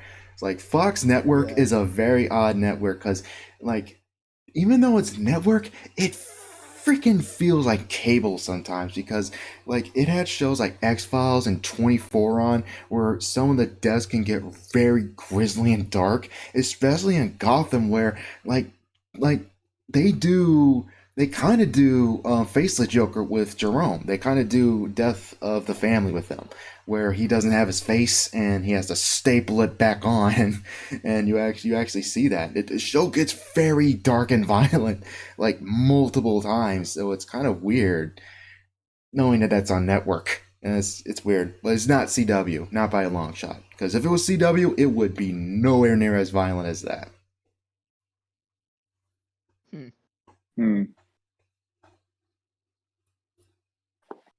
Yeah.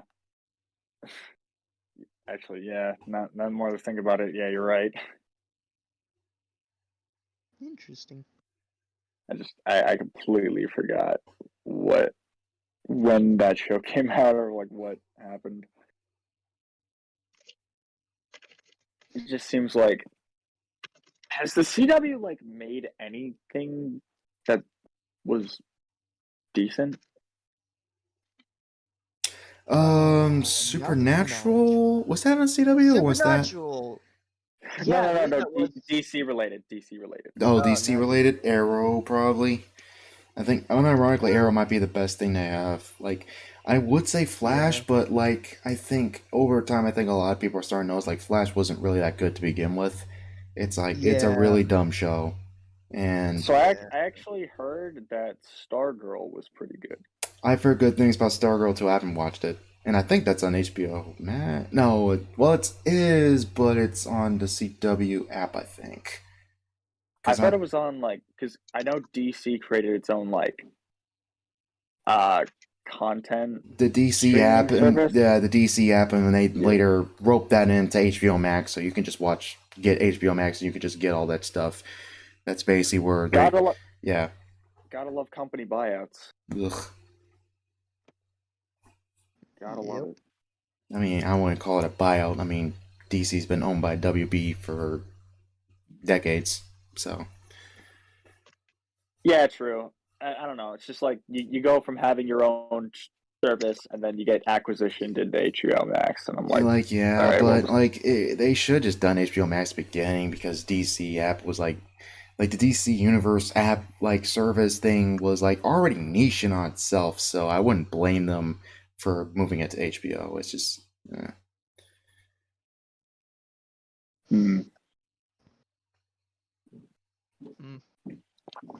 Trench, do you think a Batman movie like this could work with a Scarface puppet guy?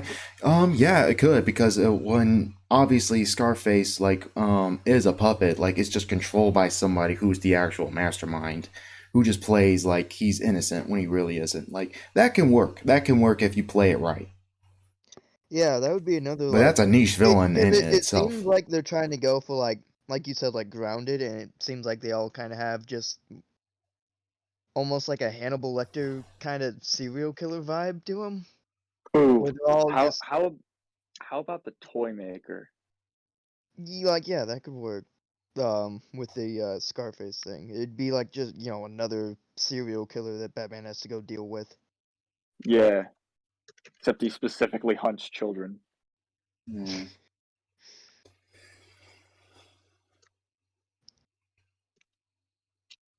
So DC's in kind of a weird spot right now, though, because they just released Suicide Squad, or the Suicide Squad. Yep.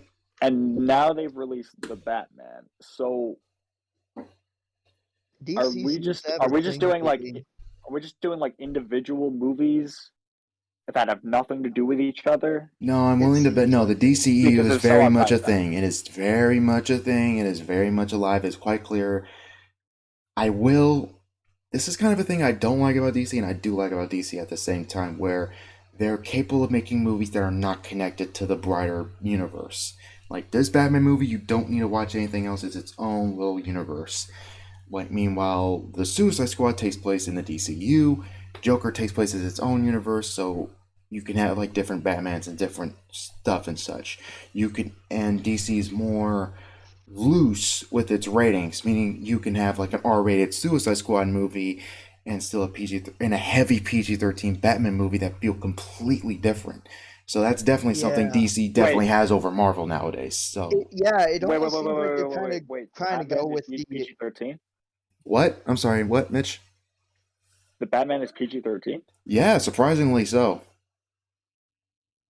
Oh shit! I didn't even realize. It's a heavy PG-13. Oddly enough, I was kind of shocked. I was like, "Damn, this movie's brutal." Hold on, I gotta leave the call for a second. All right. It seems like they're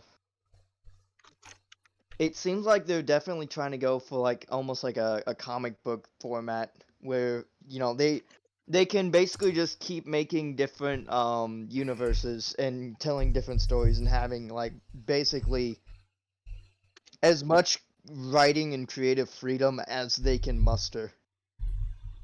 Which, yeah, that would definitely be an advantage over Marvel, because Marvel, is, like, to this day, is still very much like everything has to be in the Marvel Cinematic Universe.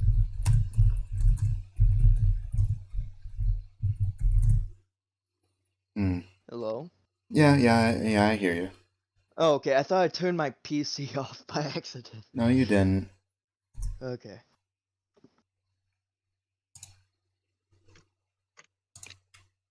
Oh, Jesus Christ. LA right now is $6 a gallon Oh God. of gas. Jesus Christ. Great job, Biden. Great job. Yeah. It's a meme I saw. It's like LA has reached I Am Legend gas prices, and in I Am Legend you see on one of the gas station signs it's like $6.63 for a gallon, and then it shows a picture of LA which is $6.65. It's even higher than. Good God. No, they're making shockingly enough, I have no idea if it will come together though. That they're making they're making a sequel to I Am Legend with Michael B. Jordan. So, I'm guessing the alt ending is canon, which is pretty cool. Yeah. I wonder what they're gonna do with it though. So is it gonna be like more the same, or the infected gonna be like evolved a bit? Like they're gonna be like fully, completely different, and they're gonna be like completely intelligent and stuff like I that. would really like to see them kind of like more evolved. Maybe like a bit like the Dying Light zombie. You cut out there for version of sunlight and like UV and shit, but like can you hear me now? Yeah. Okay, the Dying Light version of zombies. Yeah, where it's they still have that like a version of sunlight and like UV light and all that, but they're also just like extremely fucking proficient at killing in the dark and all that. Where they're like a genuine like major threat at night. That would be kind of cool. Be almost kind of like a Dying Light movie, but you know, with less parkour. That'd be cool. Yeah. It'd be cool to see him like look a bit more like mutated and zombie-like, I guess. Maybe a bit more like rotting flesh, because they kind of just looked like vampire-ish monsters in the book they're more vampire-like. In the books they're more. In the book, like Last Man on Earth is they're way more like vampire-like, and they have like their own society and stuff like that. Like the ones that were infected and survived are different than the ones that were like killed by it and stuff like that, and they were infected by it. Or they're different types. So I wonder how if they're gonna borrow that from the books and put that into a sequel, if that's possible. But yeah, that'd be cool. I legit do hope it does something very clever and unique instead of just being another zombie film. I really enjoyed like I Am Legend a lot, even though it doesn't do that much with like the original source material. I still think that was one of Will Smith's like best performances, because he spends a good chunk of that movie by himself, like a la like Castaway a bit. Yeah, where he actually starts like losing his fucking mind and shit. Are you real? And that's just yelling at mannequins and stuff like that. I watch I Am Legend. Oh, dude, watch it. It's really good. Yeah. What were you guys talking about? We were talking about its apparent sequel with Will Smith and Michael B. Jordan. That's in development supposedly. Then again, like I'm iffy on it, mostly because like these things get announced like all the time. Movies like get announced like every 5 minutes. So until I see set photos and stuff like that, that's when I'll believe it. But it would be neat to see them try to be creative with the sequel and not just do another like zombie flick, because it's like there's a lot more to this world than just the zombies itself. So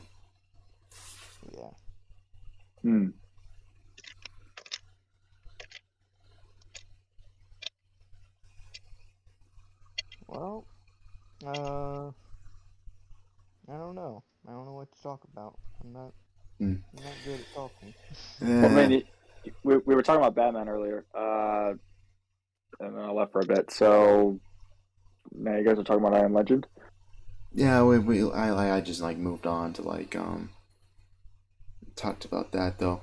That was just a little side tangent though, but in regards to like Batman, I do remember hearing that they are supposedly doing a HBO series, HBO Max series with the Penguin, which I have no idea how that's gonna turn out. If anything, I'd rather they just make a Batman show and just have it be Batman in his prime, because we haven't seen that at all. Like, I legit want to see Battle for Bloodhaven. I want to see Nightwing. I want a Nightwing movie. Like, and to... Which really sucks. a We haven't Nightwing seen movie would be Bloodhaven. cool. I'm sorry, what? A Nightwing movie would be pretty cool. Yeah, You it know, would. I just realized there hasn't been a Batman movie or TV show that has featured like the dynamic duo since like the early like what Since was this- it Tim Burton? No, that was Batman Forever and Batman and Robin were both Joel Schumacher, and beforehand we had Right. that was shit. Oh god, the actor passed away. Why am I blind? Oh god, I feel like an asshole right now. From the 60s, the Batman series with Adam West. Adam West. Thank you very much, Adam Oh, West. yeah. The Adam West show. Yeah. That had Batman. Rest in peace. Rest in peace, Yeah. Adam West. Legend. Legend. Yeah. Legendary dude. Like, yeah, but in terms of like doing the actual dynamic duo, the best we've gotten is just like the animated stuff and the video games, which Yeah. is fine, I would say. Like the Arkham stuff is borderline live action anyway, because games are getting there. So Yep. I do hope they make a new Arkham Knight, or not Arkham Knight, but a new Batman Arkham game. I know, think one is in like, development. Arkham Knight was supposed to kind of close that series out. I think I mean, the one thing- by Montreal or something like that, or WB Interactive, I forgot which one, is making just a wanna know- semi-sequel to Origins. I just So- want to know if like Okay. the studio that made those games are doing anything else, because they are talented. Rocksteady? like, really, Rocksteady is really doing the freaking- Suicide Squad game. Okay. All right. That's the game they're working on. That's good. What game are they working on? Rocksteady's working on the Suicide Squad video game. I mean, if anyone's gonna be able to pull off a Suicide Squad video game, well, it would be Rocksteady. I mean, at least we know it's not going to be like the launch of the Avengers. Yeah. Like IDOS just completely botched that. Yeah, I trust Rocksteady enough to where I'm actually like I wouldn't just immediately off the bat say like, okay, yeah, you know, it's going to be like Avengers, it's going to be shit, because I Because then feel like Rocksteady is still good enough to not stoop so low. it's like IDOS like did fuck up with the Avengers, but I heard Guardians of the Galaxy was pretty good. It's all right. It's decent. It's definitely better than Avengers, and it's pretty good in a good in a couple of ways, but it's not anything like fantastic. You know, it's I see. it's pretty good. I see. If you like if you like the Guardians of the Galaxy and stuff like that, you know, and you should like it. It should be all right. Yeah. I know this has nothing to do with what we were talking about, and this is just a complete like new direction in the conversation. But I saw something earlier today, and I'm like, wait, this exists? So apparently, there's an animated The Boys show. It's like an anthology type thing where like each episode is its own little thing, But one of the episodes, and I've seen clips of it, legit looks like the comics, especially when Huey is like voiced by I'm forgetting names today. Give me a sec. Oh my god, I forgot. Sorry, I forgot that Rocksteady Simon made a Pegg. fucking. He made a VR game with the Arkham Knight games. Oh yeah, they did. I completely forgot about that. Yeah. Yeah, like Huey in that little episode, like legit, they all legit look like the comic book versions of themselves, and Huey actually like sounds like no, he's voiced by Simon Pegg, and if you don't know, Simon Pegg was the model Yeah. for Huey in the comic. He was also the dad. He was also the dad, which was the a boys little live action. That was an Easter egg, which was pretty cool. Yeah. And they all have their right accents. Like Huey's actually Scottish, I think. Yeah, I thought he was Irish or some shit. Fuck if I know. I'm tired today. But like, I'm just bringing this up because I legit did not know this show existed until today. yeah, I saw nothing about it. yeah. I saw ads like earlier before, which kind of sucks that this like that one episode that should have been the series, honestly, rather than Like, this weird. I don't even. This weird I don't direction even the know live what action show platform it's went. on. It's on Amazon Prime. Amazon has the rights. Yeah, but. Oh, right, yeah. See, but the thing is, I like Carl Urban in the live action show. I think he does a fucking amazing job. I like a lot of the actors in The Boys. There's just like Anthony Starr, freaking amazing. But I don't know, man. Something about the writing rubs me the wrong way. Like it was unnoticeable at first, and then like as you further progress, it starts to get like, wait, hold on. Who's running the show here? I want to meet them. My name is. What's going on? Huh? Oh, So say sorry. something? It was my phone. Oops. Yep. Oops. And then and it's much more noticeable in season 2. Like did you guys watch The Boys season 2? I did, and that's why I dropped it. I sadly haven't watched. You dropped it. You're not even gonna watch season 3? No, I'm not watching season 3, dude. I'm literally there just to see what Homelander's gonna do. Hmm. Homelander is fucked up shit. Like I am giving the show the benefit of the doubt. Like, all right, that was the season 2 was set up. I want to see Homelander fuck shit up. Homeland. I'm trying to think who the hell that was. One of the main villains, the the Superman parody. Yeah. Oh, okay. Yeah, yeah. it's basically All-American Superman. Yeah, it seems like Yeah. Amazon. Seems like Amazon owns all the parody superhero shows, like Invincible and The Boys and stuff. Invincible, I Yeah. won't say is a parody though. Like Invincible, it's its own thing. Robert Kirkland, like clearly wrote that character. He wrote Mark because, like, in a way where, like, this is what I've heard a lot. Like before I read the comic, that like if you don't have the rights to Superman, you don't have the rights to the characters. Oh, cool. If you don't have the rights to the characters, you don't have the rights to stuff, make your own. That's what I hear a lot, and that's what gets brought up whenever I hear Invincible, like, in reference. But no one wants to make their own because that's too hard. Yeah. Writing is hard. Yeah, what's that fucking one that they made recently with fucking John Cena in it? Or John Cena. Are you talking about, Peacemaker? Yeah. That's I have not seen DC. Peacemaker. That's after the Suicide Squad. Is it good?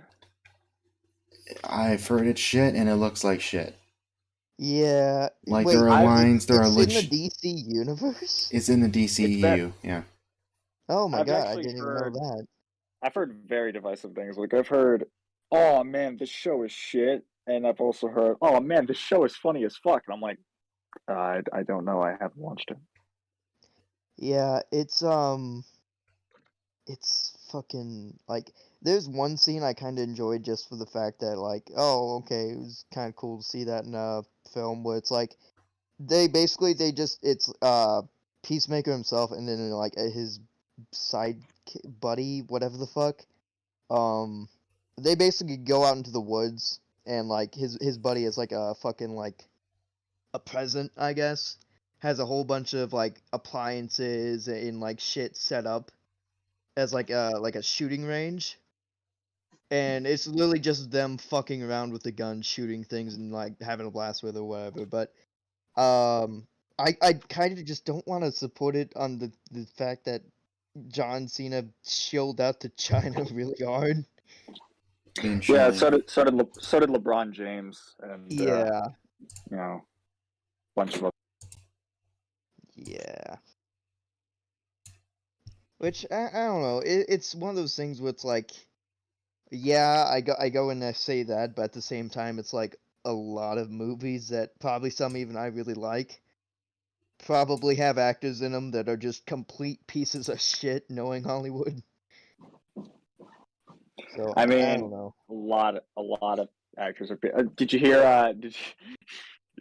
Did you hear about Benedict Cumberbatch's statement about about his new movie and like how it teaches men to be feminists or some bullshit? Oh my fucking god! Which movie is that? He filmed like a western on Netflix. Oh, wait, what? The Western movie? I've heard good things about that one though. Where? No, he filmed a new movie on Netflix. It was a western, but like the whole thing was like Sam Elliott watched it and it's like, what the fuck is this shit? In my best Sam Elliott impression. And Benedict Cumberbatch was like, how dare you criticize me? We gotta get rid of toxic masculinity. Interesting.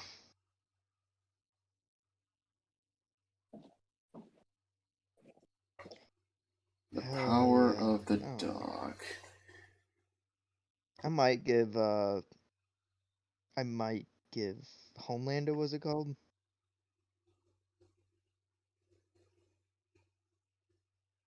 I've already forgotten the name of it. Anyway, I'm trying to think of the fucking John Cena one again. Oh, Peacemaker.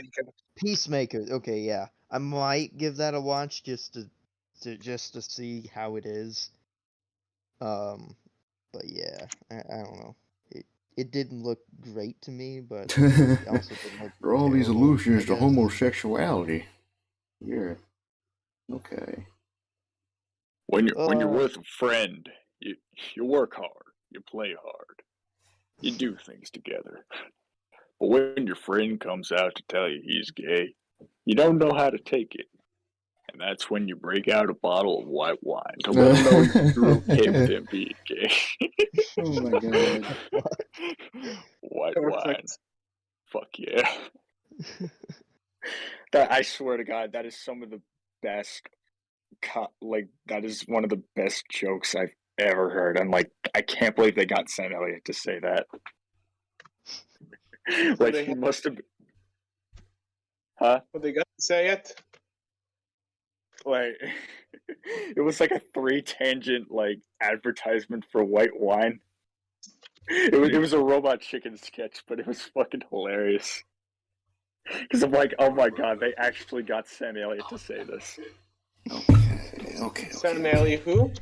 Sam Elliott. You know the really old actor who's like usually a mentor or like some wise old man in movies.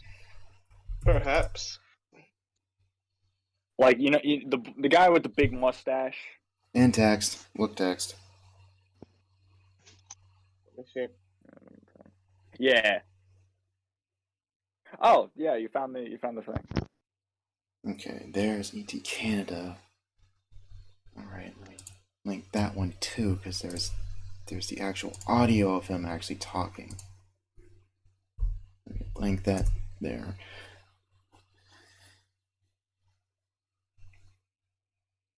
Honestly, I just find the response more funny than anything because I'm like, Jesus Christ, Benedict Cumberbatch. All you had to do was just shut the fuck up. Did you see Power of the Dog? Did you watch that movie? Yeah, you want to talk about that? You know? Oh no, you didn't like that one? No. Just watch the fucking Why? White Wine skit. I'll tell you why. White Wine. Anyway, I'm gonna go. I didn't like it anyway. Yeah. I looked at it when I was It's down there fucking in great. Texas Yeah. in 1883. Possibly in time. And what So give me a few minutes. Okay. Yeah. Actually, for real though, I do need to start heading out. I'm glad I was able to, join in on the Batman conversation.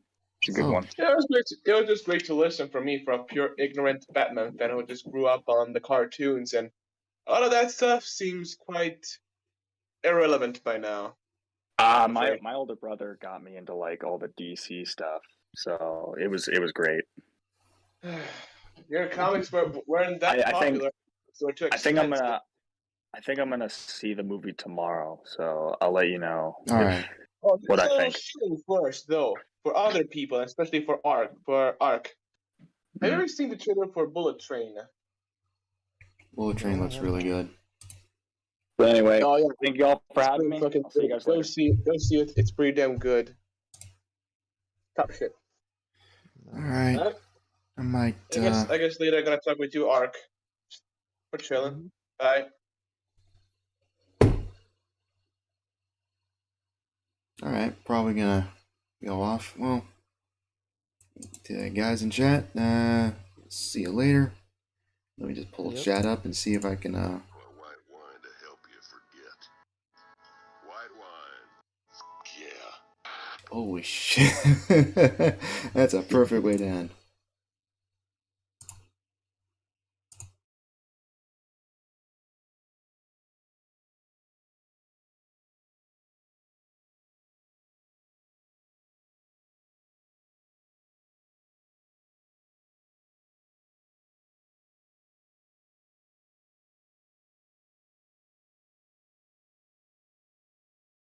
Actually, yeah, there you go. If you want